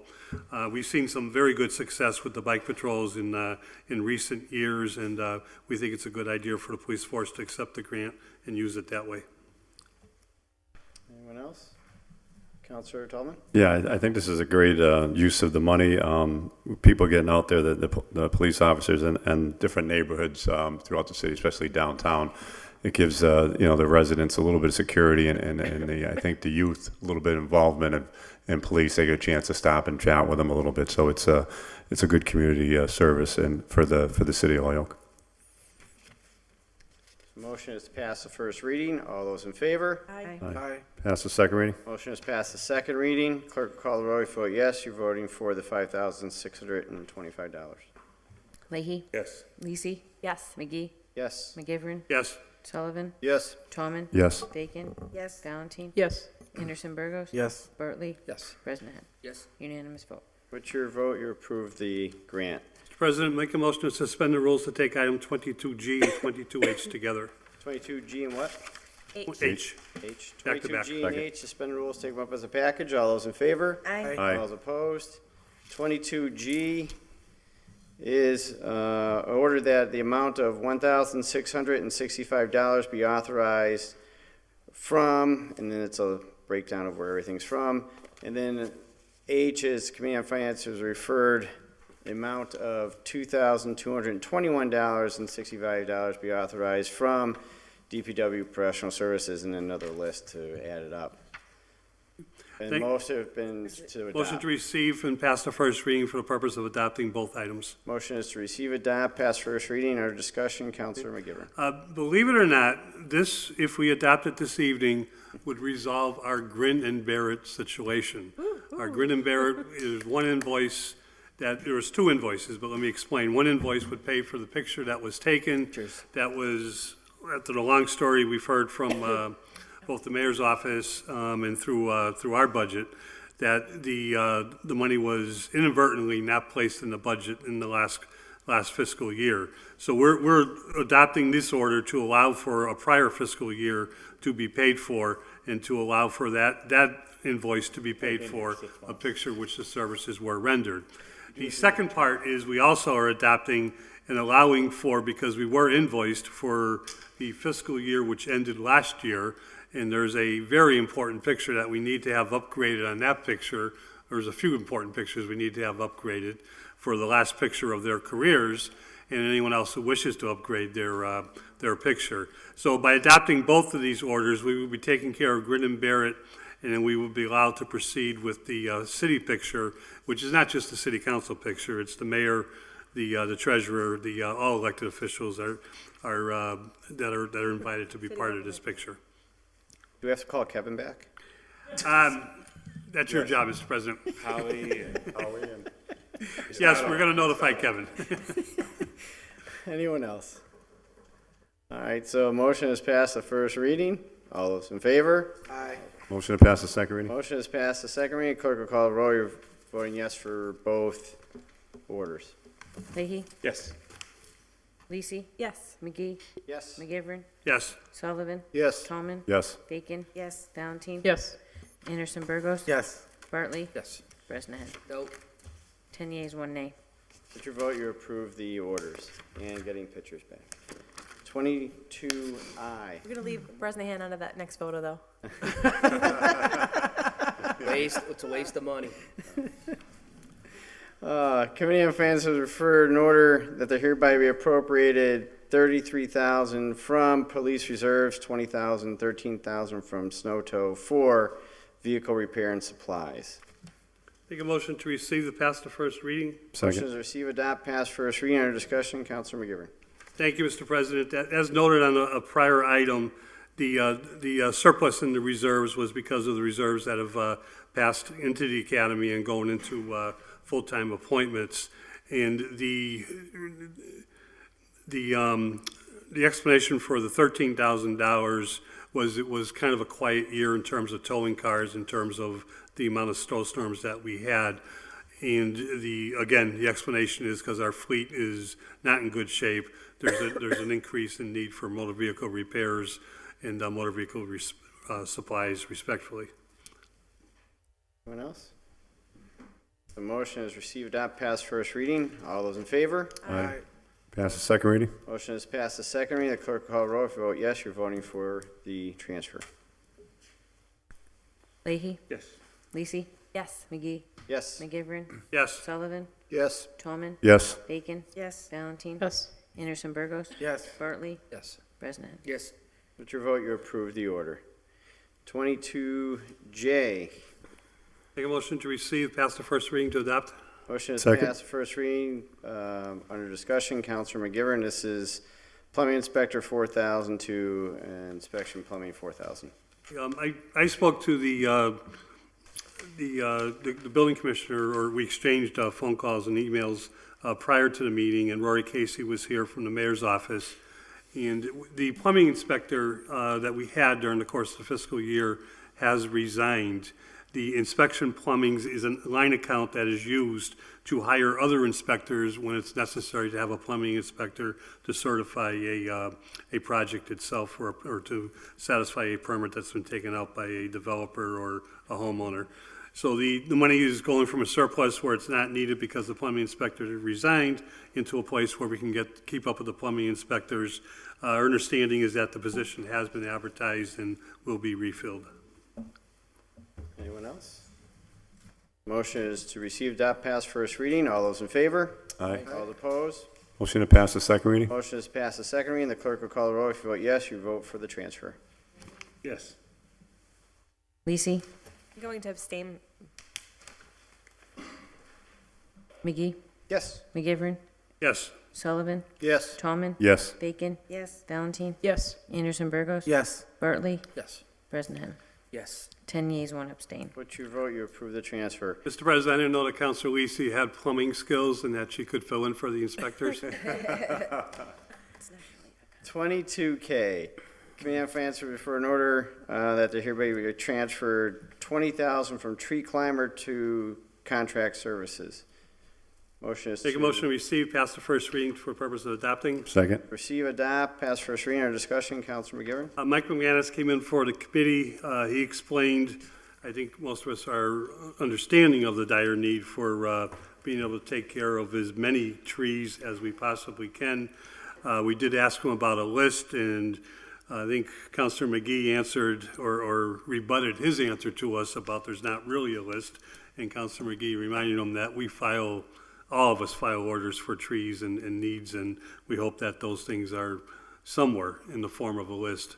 Even if the priorities don't mean they come first served, it does mean the importance of what we're filing for our constituency. This was a 4-1 vote to adopt this evening. Councilor McGee is voting against. And the tree climber, the money will go into the contracted services to do the same type of service, but do it with a private company. Anyone else? Councilor Tallman. Yeah, I'm glad you brought that up, Mr. President, about that, and Joe stating that a list. There was a list. I remember There is a list. over years there's a list, and when the DPW director said that, oh, wait a second, he's got it in his mind, his memory. I mean, there must be 150 trees or trimming and cuts down. So I think if we don't have the list, pick his brain to try to get all those trees out of his mind, but we have to get that back together because that's something we work from. And There is a list. There's a list. I'll be very clear. Hope we find it. Bill Fuquay set it up in the computer system. Actually presented it to finance one night because he was looking for $50,000 for tree services, and that's why we demanded the list. The list. And it was finally produced. There is a list. Now, it probably hasn't been updated. My reason for not voting for it, just to tell everyone, is we were told there's $43,000 in the tree climber account. They've advertised this position. There are no bites to it. It's been advertised all year. So my thought was, instead of taking 20, take the full 43, and cut down as many trees as possible. That's why I voted against it. Councilor Sullivan. Yeah, and just, for the rest of the council, think about as we go into the budget process. You're not, and we're going to talk about this, I'm sure, with a lot of different positions also. You're not going to get a tree climber for $43,000. A tree climber, you've got someone, he's got to have a Class 1C hoisting license. That's a crane operator's license. You're going up a tree with a chainsaw. If you're working for any of the numerous landscapers around town, or Asplund, one of the big ones that contract with the city, you're making $55,000, $60,000 a year as a tree climber. On the flip side, we try to keep doing this just through outside services. It's all being done at prevailing wage. We're going to have more trees die every year in need of it than we're going to be able to take down. So this is one of those situations where we're stuck. You got a city forester, you need to hire a guy that you're going to pay more than the city forester to get this done. So you got a bit of a conundrum here, and this is multiple throughout this whole budget process as we go through it. You're going to, in short, we're going to spend more to take down less trees if we don't hire somebody and pay them more. That's what we say all the time. Anyone else? It costs more. Motion was to pass the first reading. All those in favor? Aye. All opposed? Motion to pass the second reading? Motion is passed the second reading. Clerk will call the roll. You vote yes, you're voting for the transfer. If you vote no, you're voting against it. Leahy, Yes. Lisi, McGee, No. McGivern, Yes.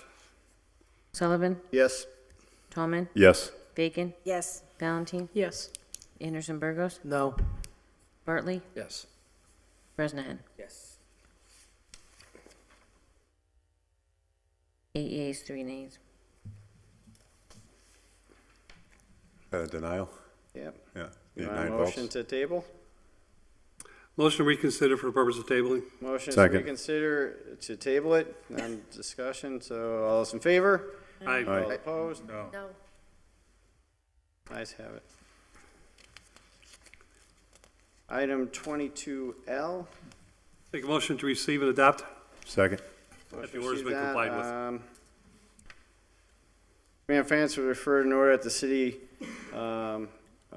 council, got a status on the repairs at the parking garages, as well as provide contract information on the new parking vendor. Motion has been complied with.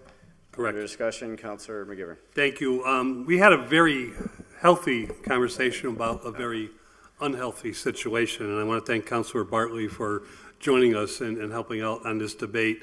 And I want to note there are 2 reasons why it's complied with. One is because Mike McManus, who inherited this mess, and by no means is it his fault for what's going on with our parking situation, but also for the second reason that the ordinance committee is in the process of sorting out some options as to how to handle our parking situation with some orders that pertain to changing the way that we both manage the parking decks and on-street parking, and some other items that'll be coming up, I'm sure, when the ordinance committee has a moment or two to take it up, and when Mr. McManus is ready to make some concrete proposals. Real quick, this unhealthy situation has not improved since the last time we talked about it. David and myself, because we work downtown, noted it. The Councilor McGee is well aware of it. We're pretty good with our monthly rates in terms of people who purchase a monthly pass. Unfortunately, not everybody wants or needs a monthly pass, and there's a demand for transitional daily parking. The meters are designed for transitional daily parking for only 2 hours. They're called get people in, get people out. Stores, lunch, shoppings, coming to pay a bill or something, do something real quick and get them out. Both decks were designed to take care of the rest of the transitional parking, along with a couple of smaller lots that are on the outskirts of the city, over on Hampden Street and up on the other section towards Haberman's. Unfortunately, the 2 main components that are down and have been down for several months is the machines that were bought under the prior administration in both the Suffolk Street deck and the White Street parking deck, known as Mayor Prue and Mayor Topier garages. These machines accommodate the ability for the city to charge by the hour. And I'll just give you an example where I work and 2 other places I know of, where in the courthouse, there are people who come in for the entire day, people who sit on a jury, attorneys who come in to represent their client who are not here 5 days a week, attorneys who represent the court and are in different courts on different days of the week, don't need a monthly parking pass, but need a place, and they're willing to pay a reasonable fee, and that's what they need. We don't have that accommodation anywhere to allow them to do it. Many of them will go into a parking meter and hopefully, keep feeding the meter, and hopefully when the 2 hours is up, they won't be ticketed for the 2 hours being up. Mr. McManus has got some things in the hopper. He's working with this right out front here, an experiment with some meters that could actually ticket vehicles themselves. I guess we're going into the what my daughters call, Dad, catch up to the millennium, But there's possibility that we might be able to do that with the decks. We asked a lot of questions. We got the numbers. Quite frankly, the numbers that we received are to me useless, because they don't tell the true story of what could be. If you look back 5 or 6 years ago, when we had people manning these 2 decks, and the money that was generated was much more than what they're trying to tell us right now. We told Mr. McManus that it's not just the revenue is important, but the accommodation of all people in the downtown area to make sure that we have a vibrant downtown area is important too. And that's how we designed, it's a very comprehensive ordinance that looks at all the parking in downtown, not just the decks, but the on-street parking, not just the meters, but the drop-off zones, the loading zones, handicap parking and everything. It's a comprehensive look. I'll be happy and continue to work with Mike, and hopefully we'll be working soon with the ordinance committee to try to find a solution. But right now, we didn't get too much of a positive feedback in terms of the solution. And again, David said it first, and I'll say it, don't blame Mike on this one. He inherited this mess, and he's got a lot on his plate, and he's working very hard to come to a resolution. Councilor Leahy. Yeah, thank you. As I said last night, Mike McManus has more, he's wearing more hats than any building department head that I can think of, whether it's in charge of all the city buildings, he's in charge of the Parks and Rec department, he's in charge of the DPW, he's in charge of street cleaning, he's in charge of snow removal, he's in charge of everything. So I'm certainly not going to beat him up because his plate is full. However, there does not seem to be any rush. Both you, Councilor McGee, and I filed an order a long time ago to make sure that the Ernest Prue parking garage was fixed. Right now, it's affecting tourism downtown. We have people coming in that are having birthday parties at the Children's Museum, the International Volleyball Hall of Fame, the merry-go-round, and they can't find parking. And another thing that happens there is they do park on the street, and as Mr. McManus had said, there's dozens of meter heads that are broken or not even there, so we're not getting any revenue. However, the contract, the people who are making the money aren't giving anything back to the city. So I think, this is my own opinion, they're in conflict of their agreement with the city, and I'm going to further my investigation with that. But when you have family, when I go down there every single weekend. Every weekend I'm down at the merry-go-round or the Volleyball Hall of Fame, and you get parents that are coming out saying, Councilor Leahy, there's no place to park. You're hitting us with the hind. Where should we park? It's full. I just feel bad for these parents that are trying to bring their families down there for birthday parties and they can't find any different parking spots. We have to encourage the administration and also Mike McManus be able to fix this parking garage sooner than later. I appreciate it. Thank you. Anyone else? So the motion is that the order has been complied with. There's no other discussion. All those in favor? Aye. All opposed? 22M, committee was referred in order that the Holyoke Media Inc. appear before the City Council, explain the use of the cable fees, and provide the City Council with legal documentation that authorizes the creation of Holyoke Media. I recommend that the order has been complied with. Councilor McGivern. Make a motion to receive, pass, and adopt the committee report. Second. Motion to receive that is complied with. Under discussion. Thank you. Very quickly, again, this is an order that was in committee, and the committee when our president was still chairman of finance, met with this group at least once, I believe, during the course of last year. And the committee, according to the notes, were waiting for some feedback from Holyoke Media in terms of an audit, in terms of contracts, language, and the memorandum of understanding. We received the bulk of that last evening, and we thanked them for coming in, and we limited our discussion to what this order was about, and it was Councilor Bacon's order that they come forward and let us know what's going on.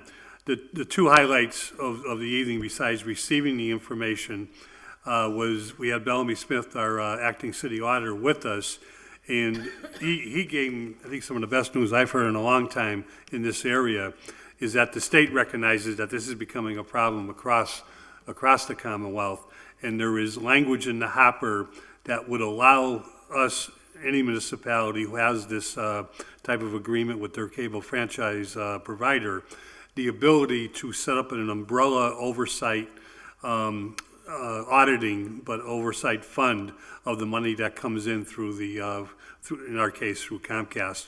We said this for the get-go that, we have concerns about PEG access. We have concerns about what's going on.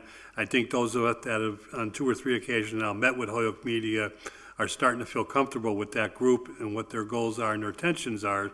But still, it's monies that is the ratepayers' monies that's being funneled through the city because of a contract that can only and is and was negotiated by the mayor, and accountability should be in the foremost, and that will be coming down the hopper. Bellamy promised me as soon as the state gives us the green light, he'll let us know and we'll file the proper orders. We limited our discussion to that. Councilor Bartley was with us, noting that next Monday, I believe, the DGR committee is meeting with the entire group. Last night we just met with their not CEO, but their executive director, and one of the members of Holyoke Media itself. And the entire group is going to give a much bigger dog and pony show to keep us up to speed as to where they are in terms of the building they've acquired and where they're going in the near future. But we're recommending at this point that Councilor Bacon's order has been complied with, knowing that there's more stuff in the hopper. Councilor Bacon, anything? I'm all set, thank you. Motion that the order has been complied with. All those in favor? Aye. All those opposed? No.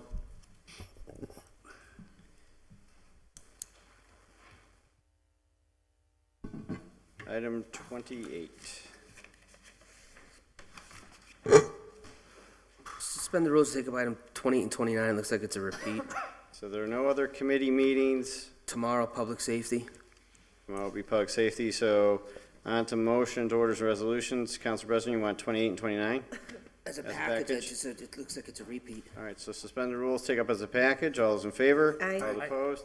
28 is that the city create an ordinance to permit and regulate Airbnb. 29 is to call the fire department, health department, and others deemed appropriate in an effort to create an ordinance that permits the regulation of Airbnb. Receive and refer to ordinance. Please. Thank you. Second. All those in favor? Aye. Aye. Opposed? 30 from Council Leahy and Council McGee, or that the treasurer provide all the bank statements regarding the debit card. This was requested and is now past the 10-day request. It's way past the 10 days. Yeah, I meant to put second request on this as well. Make a motion to receive and send to the treasurer. Motion is receive, adopt, and send to the treasurer. I did 10 days the first time. Refer to finance to have finance bring them in. We'll do that? Sure. All right, all in favor? Aye. All opposed? 31 from Councilor Lisi, that the city council adopt the resolution to support local control over clean energy standards. Do you want this to a committee or? Well, if we can, I mean, I circulated it in the agenda, and so we all have a copy of it, and it's pretty targeted and narrow in scope, so I would like to receive and adopt tonight. Motion is to receive and adopt. Under discussion, Councilor Lisi. Yeah, so this came out of conversations with both Representative Vega and Jim Lavelle of the HG&E. It seems that there's a number of pieces of legislation that have been filed for this legislative year that would negatively impact municipal power organizations, such as our Holyoke Gas and Electric. And so in the same way that the City Council passed a resolution to support the school's ability to be reimbursed the full charter school reimbursement that we're entitled to, I think Representative Vega wanted some help advocating for the G&E and against some of the changes that are being proposed around reducing carbon emissions. So the big picture is our gas and electric is fully committed to reducing its carbon footprint while also maintaining a low rate for the ratepayers. But there are several pieces of legislation that have been filed that would not recognize the efforts that the G&E has been making to create a renewable portfolio standard. It would also strip municipal light, what's the acronym that they have here?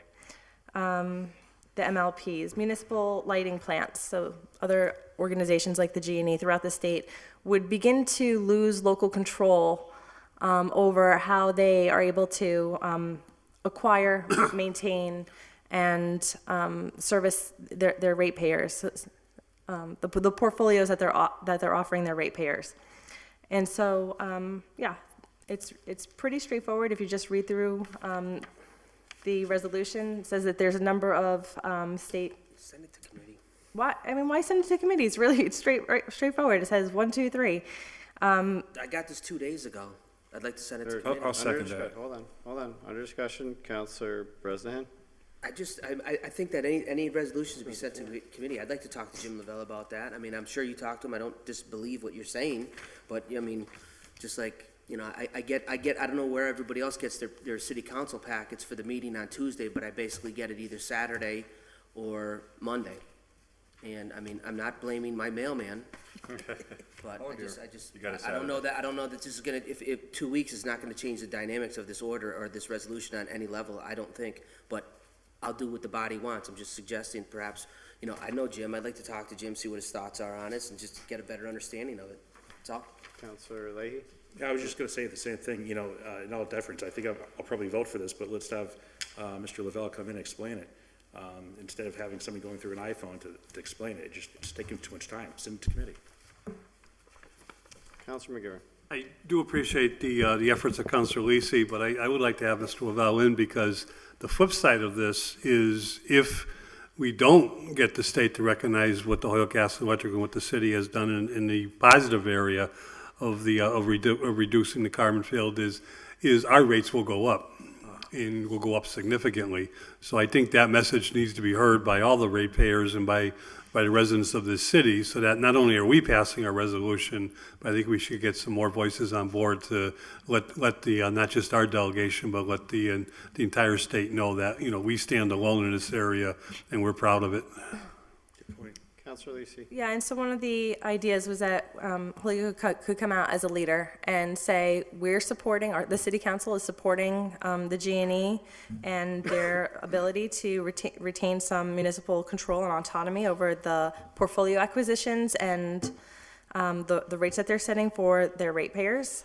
And then if we have a model piece of resolution passed, then other communities that have MLPs would be able to replicate the resolution that we have here and really give not only our state delegation but the respective state delegations some real power and voice in advocating at the state level for this. Okay. Anyone else? So the motion was first to receive and adopt. I do believe Council President made a motion to send it to committee. Was there a second to that? Second. The current motion is to send it to committee. What committee? Public safety. Public service. Well, we have an order for the HG&E to come in to talk about citywide Wi-Fi. Tomorrow. So Take it up Public tomorrow. safety. it's set up for tomorrow. I'm out of town. I didn't see that at all. I didn't get a notice or anything. I don't know why you're looking at me. It's this committee. Safety? Yeah, we did get it. He sent it out. Oh, yeah. Wait. It's All right, hold on. my one order at a time. to have One the at a time. Put it on the agenda. that was supposed to go to public service. I agree with you, but somehow it ended up in my jacket. It should be in public Brian did a service. Right, so we can We always. should check the minutes then on that Always check because the minutes. If Kick it it over. is, we can always send it to the Danny. correct date. Let's check the minutes. We're not going to do that right now. No. Danny, kick it over tomorrow night. So for this one, Public service tomorrow. That's no problem. Can't do that. just no, what, it would violate the open meeting law. so just out of curiosity, is someone coming in to talk about that? Jim Lavelle is supposed to come in. I asked him a month ago, and then I did a 2-week reminder. Okay. Or him or a representative of his. I mean, I'll call him tomorrow. I'll call him on the ride home tonight and tell him not to come in. You will? I'll stop by fine. his house. Stop by, why not? yeah. See if he's got some pork chops in the refrigerator, you know? All right, so tomorrow, you have your committee meeting with regards to that issue. If you guys want to table it for another committee, you can always recommend it out of that committee over to. Yeah, if I You can do may. it that way. I would appreciate it if you asked Jim Lavelle not to come in tomorrow and you forward it over to public service and we could take up both these items together. To the whole committee. All right, hold on. Counselor speaking. So we'll have it referred over to the other committee. With regards to this, then you want this to go to If public the will of the body is to send it to committee as opposed to adopting on the floor, then public service as well. All right, so the motion is to receive and refer to public service. All those in favor? Aye. All opposed? No. Guys have it. Thank you. 32 from Council Easy, that the Hoyoke Police Department provided an accident report for the past 5 years for the corner of Hamden and Northampton Street. And I evaluate with the city engineer to see if the traffic changes are needed in that area. Okay, To so receive, adopt, send to, I'm sorry. receive, adopt, send I'm to dealing police. with severe allergies. That's why I'm a little slow motion today. So please receive and send to the Holyoke Police Department and a copy to the engineer and a copy to the Public Safety Committee.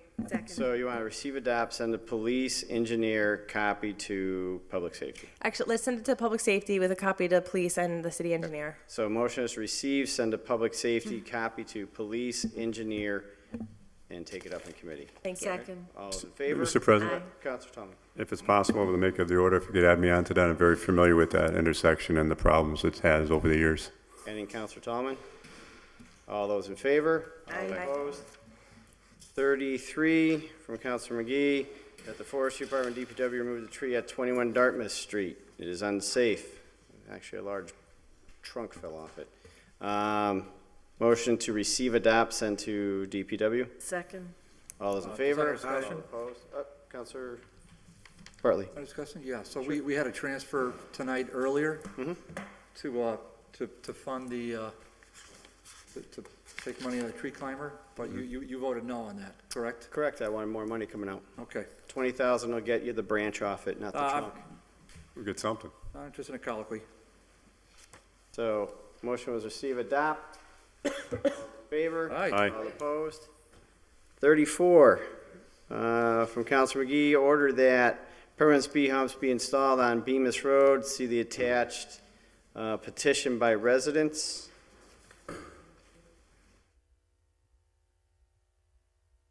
And so motion would be to send to ordinance for, Discussion. so moved. Is that what they're supposed to go to ordinance? Yeah. Yeah, okay. Motion to send to ordinance, all those in favor? Aye. Mr. President, if you don't mind, if you add me on to that. Most of those people on that list I know personally, and they've been talking about that for at least the last 6 years. I've been up there on Bemis Road, so. With that water main break, actually, some people on Bemis are really happy about that because all the traffic went to another street, but of course, the other street was affected. But I think this is definitely warranted because that street is definitely a cut through. There's a lot of people that are going up that Bemis Road at a high rate of speed. So I really hope that we can get this done and get this done in a expedient manner. It looks like, based on all the signatures, they did have the required amounts for. There's a whole Right. there's a so- protocol. Yeah, so, an ordinance. Adding Counselor Tomlin's name. 36 from Counselor McGivern. You're the new soda. That's two. President, if I could, suspend the rules, take items 36, 37, and 38 together as a package. Motion is take 36, 37, 38 as a package. All those in favor? Aye. All opposed? 36 is patrolmen to injured on duty. 37 is firefighters to injured on duty. And 38 is firefighters to injured on duty. As we all know, this is a standard that we're going to see. You take from one account to then pay for those who are injured on duty. Under discussion? Motion is to receive, adopt, pass the first reading. All those in favor? Aye. All those opposed? Motion is to pass the second reading. Is that seconded? Motion is passed the second reading. Clerk will call the roll. If you vote yes, you're voting for the transfers into the appropriate accounting.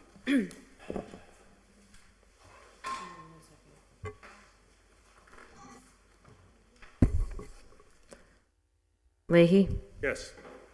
Lisi, Yes. McGee, Yes. McGivern, Yes. Sullivan, Yes. Tolman, Yes. Bacon, Yes. Valentine, Yes. Anderson Burgos. Yes. Bartley, Yes. Bresnahan. Unanimous vote. With your vote, you approve the transfers. Counselor Sullivan? I'd like to make a motion for us to reconsider our action on 22K regarding the tree climber and contract services. It's tabled. It's tabled, Table. so. Yeah. Right. So we can't take it off the table. Lay on the table till, Mr. President, the motion's out of order because we reconsidered first. right, right. So it's for the next meeting. 2 weeks.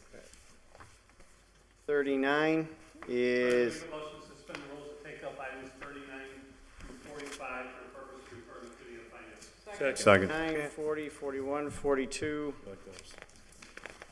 43, 44, and 45, Counselor?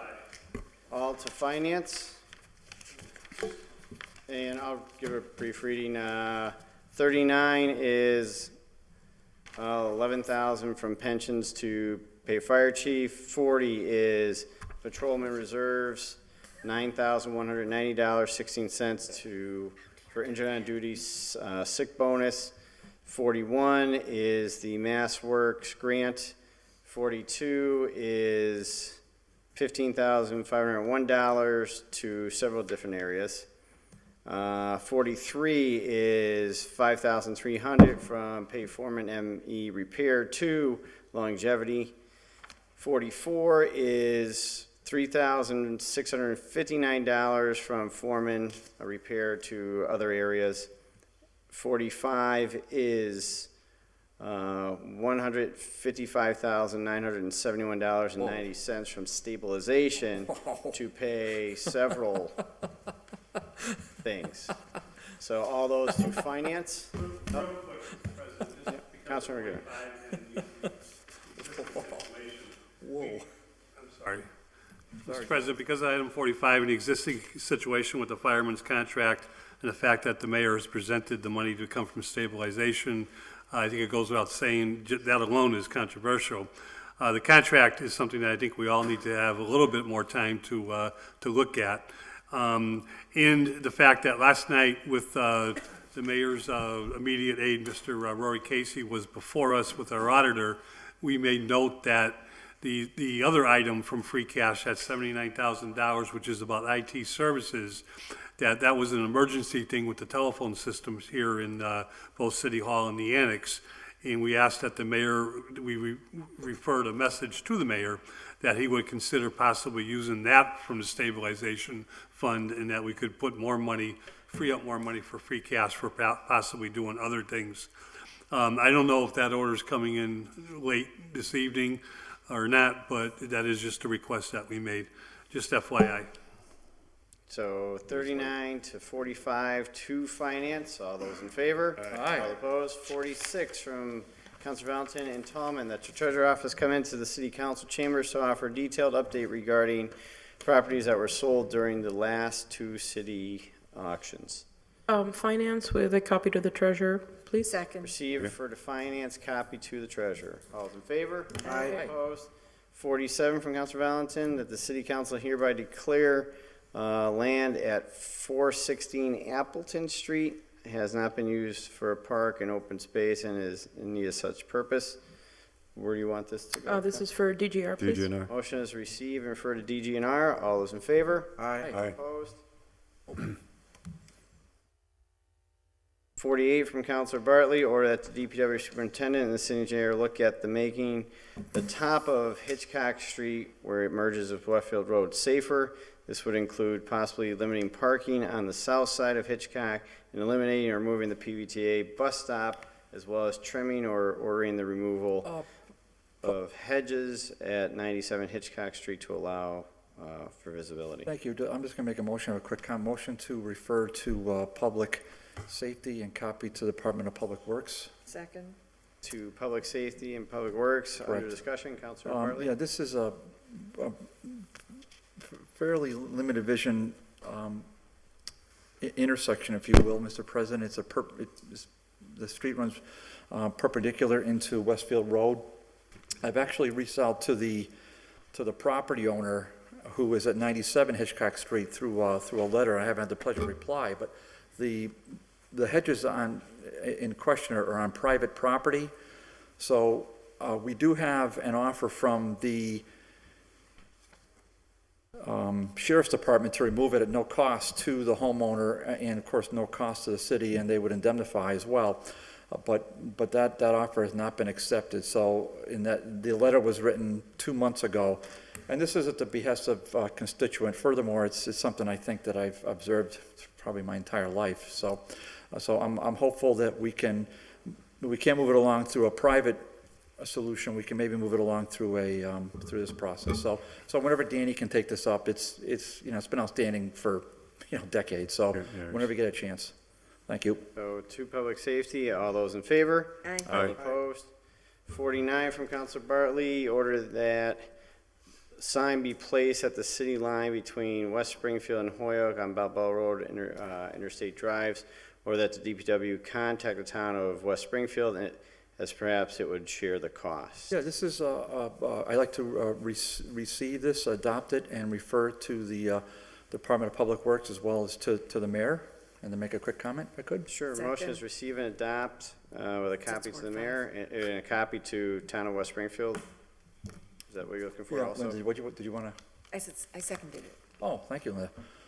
Yeah, well, it's a public way, so I mean, I guess I don't really look at it whether it's, ward, but I mean, it's one of those things where it's kind of unique, Mr. President, in that there's no real marker, and I thought it might be a nice touch if we could just have just a little boundary line marker. It doesn't have to be fancy. All right, motion is receive, adopt, send to the appropriate departments. All those in favor? Aye. All opposed? No.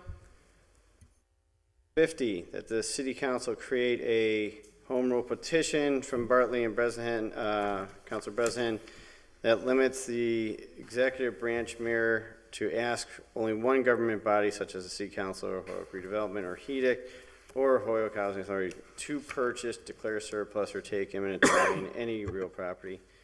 So where would you guys like this to go? Mr. President, I'm going to, right at the bottom, it says, I'm going to make, Lastly, I note that the I city refer council it record. to charter and rules. Motion is referred to charter and rules under discussion. Councilor Bartley? Yeah, I filed this really because it's something a couple of councilors, we've referred to this. It probably has little likelihood of passing, but I want it to be on the record as to what exactly happened. So hopefully you'll get a chance to, whether you've read it or not, hopefully you get a chance to read it at some point during your free time as to how this body made a public vote on a piece of property. We're elected officials, and we denied a petition by the executive to take property by eminent domain. I give the executive credit for making a great political move because they decided to present this same matter to the Holyoke Housing Authority Board. Now, the Holyoke Housing Authority Board has 4 appointees by the mayor, 1 by the governor. So it's a stacked deck, in my opinion. And what the executive did was he used CDBG monies to pay for the purchase of the property. Now, CDBG monies that we voted to accept the grant, but we never took any vote whatsoever on this transfer. And he promised the mayor, and as well as Mr. Morrell, promised the mayor that if you, Holyoke Housing Authority, purchase this property, we will transfer $31,000 from CDBG to Holyoke Housing Authority. That, in fact, did happen. So the vote was taken at Holyoke Housing Authority. Holyoke Housing Authority owns the lot. The city of Holyoke transferred $31,000 from black grant funds, Mr. President, black grant funds to reimburse Holyoke Housing Authority for owning the lot directly across Dwight Street from City Hall. So I've laid this out, and I'm sorry it's a little bit wordy, but I have a whole lot of other backup documentation. So when you get a chance to review it, Mr. President and other councilors, it's like I said, it's a home rule petition. I'll end on this note, Mr. President. We can vote on home rule petitions till we're blue in the face, and if the mayor says no, then that's the way it is. And there's no parliamentary maneuver that can go around the president, around the mayor on that. But the mayor and Mr. Marrero showed their cards. Now they made a great political move, and they're credited for that. But I don't think what they did is in adherence with the city charter. This body is the one that makes calls on real property acquisition and disposition. That was subverted during this process, Mr. President. So that's it. Thank you. Councilor Sullivan. I'd like my name added to this as well, and I'd like the rest of the council to take note. If you haven't already thrown it in your recycling bin, take a good look at that package you just received from Holyoke Housing Authority. The postage stamp on it is the same day as the meeting. So even if we wanted to somehow affect these kind of things going on, we're not being notified of these meetings till after the meeting takes place. Take a good look at that package you just got. So in fairness, I did stop halfway because we usually, with orders, That's okay. give out. Try But it the says rules, the- Todd. Try the rules. The order comes because a recent 30,000 purchase for 515, 519 Dwight Street across from the City Hall by the Holyoke Housing Authority recorded 11/30/2017, see attached deed. Earlier that year, the City Council voted June 5th, 2017, and the vote of the full council on June 6th with an 8-3 margin denying the request for an eminent domain. However, the mayor and director of OPED persuaded HHS to procure the site for $30,000 from the property owner via a straight purchase and sale agreement.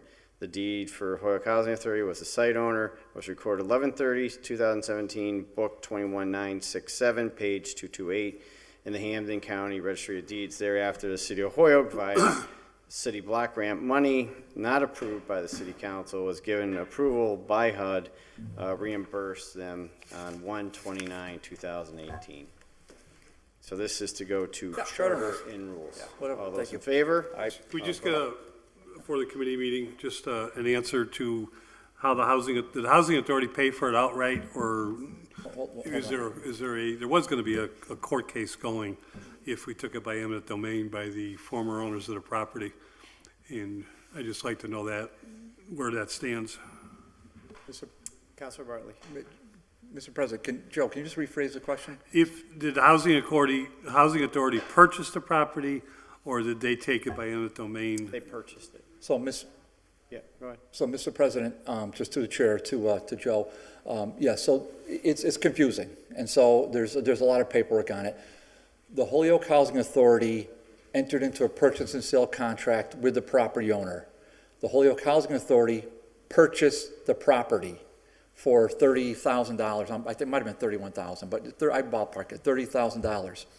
That deed was recorded, Joe, on November 30th, 2017. In January of this year, 2018, the City of Holyoke, via Community Development Block Grant Funds, reimbursed the Holyoke Housing Authority dollar for dollar, including their recording fees and other lawyer fees, dollar for dollar for that purchase amount. So it was like $31,000 and some change, Joe. I've got all the backup to it. I don't want to. We'll go over and charter. But so thank you. Holyoke Housing Authority owns it. It was not taken by eminent domain. Okay. Thank you. Thank you. All right. So with that, that's off the charter rules. 51. Thank you. From Councilor Bartley and Leahy, order that the City Council give a proclamation to Mark Todd. Yeah, I'll just receive and adopt, and Mr. President, we'll have Mark Todd, and he has to come in the fall, and he said he'd bring the Madrigal Choir with him, too, so I thought it'd be nice. Second. Great. So, everyone want to sign? Add on, I think we shall add on. Add all. Motion is to receive, adopt, and then it's going to be in the fall. Yeah, he wanted it to be in the fall, so he could get the choir tuned up, if you will. And you'll coordinate that. I'll coordinate with Ryan and with Mr. Todd. Okay. And he agreed to do that at the HYBL Jamboree, so. Okay, so motion is to receive, adopt. Everyone add their name. All those in favor? Aye. All opposed? 52 from Councilor Bartley, or that the HG&E install a street lamp, Eastern Promenade at pole Receive, one, adopt, number one. refer to White-Cheney. Second. She adopts, refer to D. Copy to mayor and Copy DPW, to- just for the appropriation purposes. Thank you. As so amended by Joe. All those in favor? Aye. All those opposed?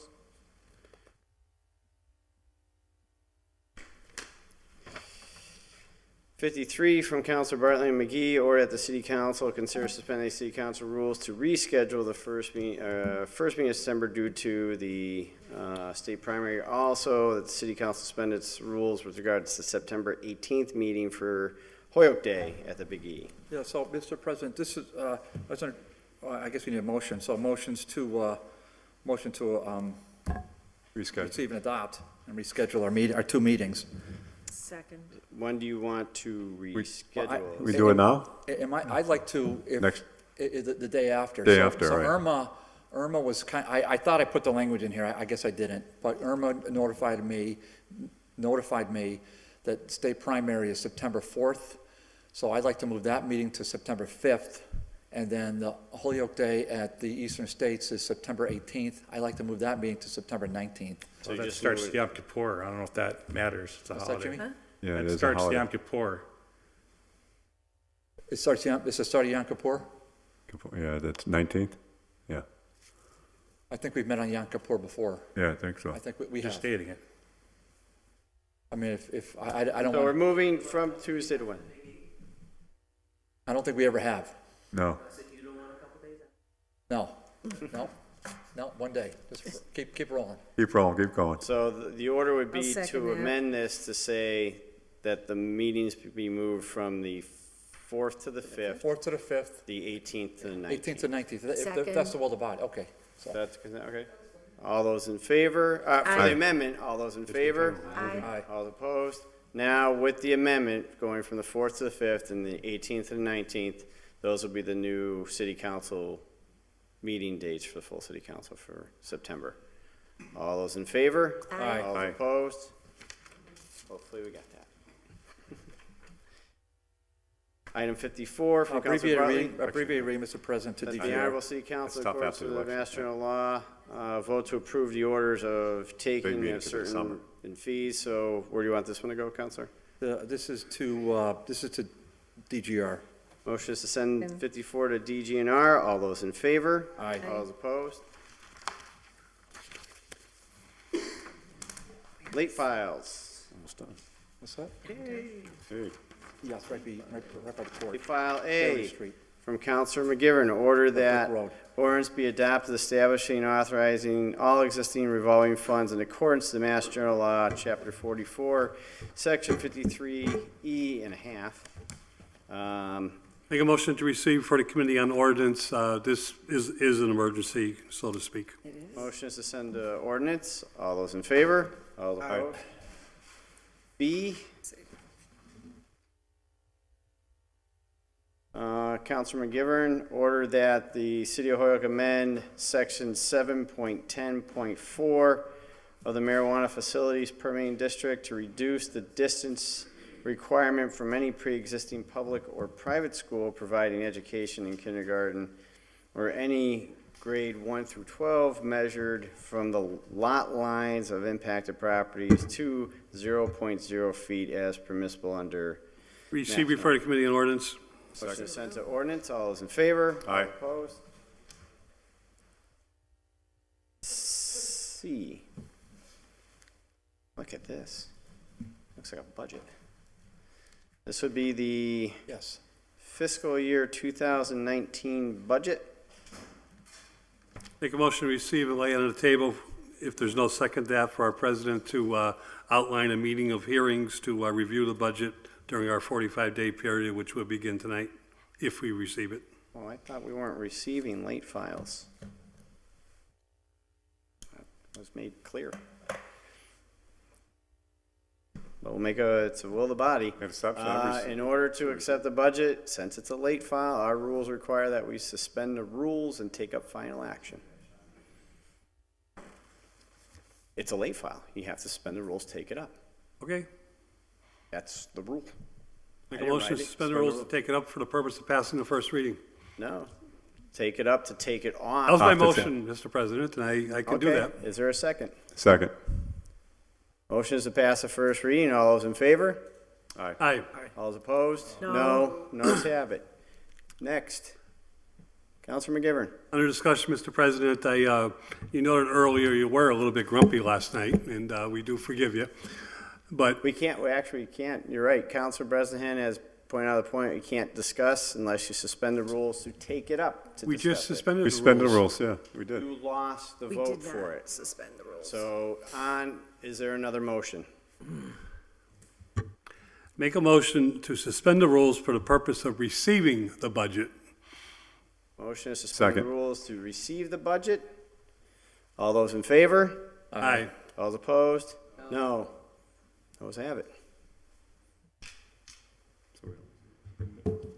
So President. the motion is, you can refer it to committee, you can. Or to committee. I don't know, I was kind of clear on it. The only files. No, there's a D, an E. Motion laid on the table. Motion is to lay it on the table. That was my first motion. No, it's to pass the first reading. No, my first motion was to lay on the table. Is there a second? Second. Second. Motion is to lay on the table. Does that mean we're receiving it though? Can we lay on the table? I did. I mean, that's what I wanted to do, and I just. You have to suspend the rules and take final action. You did, yeah. Receive and pass. You're like a fish out of water. So motion is to lay on the table. Councilor Berger's laughing at that. Tell him payback isn't always directly at the person that does it, you know. All those in favor? Aye. Aye. All those opposed? No. Passed. I think it was passed. I think there was more people that said aye, right? We'll give it the ayes. So it's laid on the table. Amen. D. Counselor McGivern, order that there be a transfer of $79,000 from stabilization for software licensing and hardware. President, make a motion to receive, refer to the Committee on Finance. I think I explained this earlier. Motion to receive, Second. refer to finance. All those in favor? All Aye. opposed? E, last one. From Counselor Sullivan McGee, order that Charter and Rules Committee look into combining the tax collector and treasurer's office into one office in order to create a new financial department to better help and serve the city in its finances. Motion to receive and refer to Charter and Rules. All those in favor? Aye. All opposed? That's it. Motion adjourned. Motion is to adjourn. All those in favor? Aye. All opposed? Lost us down by 10. You're kidding me. Already? Yeah, I did.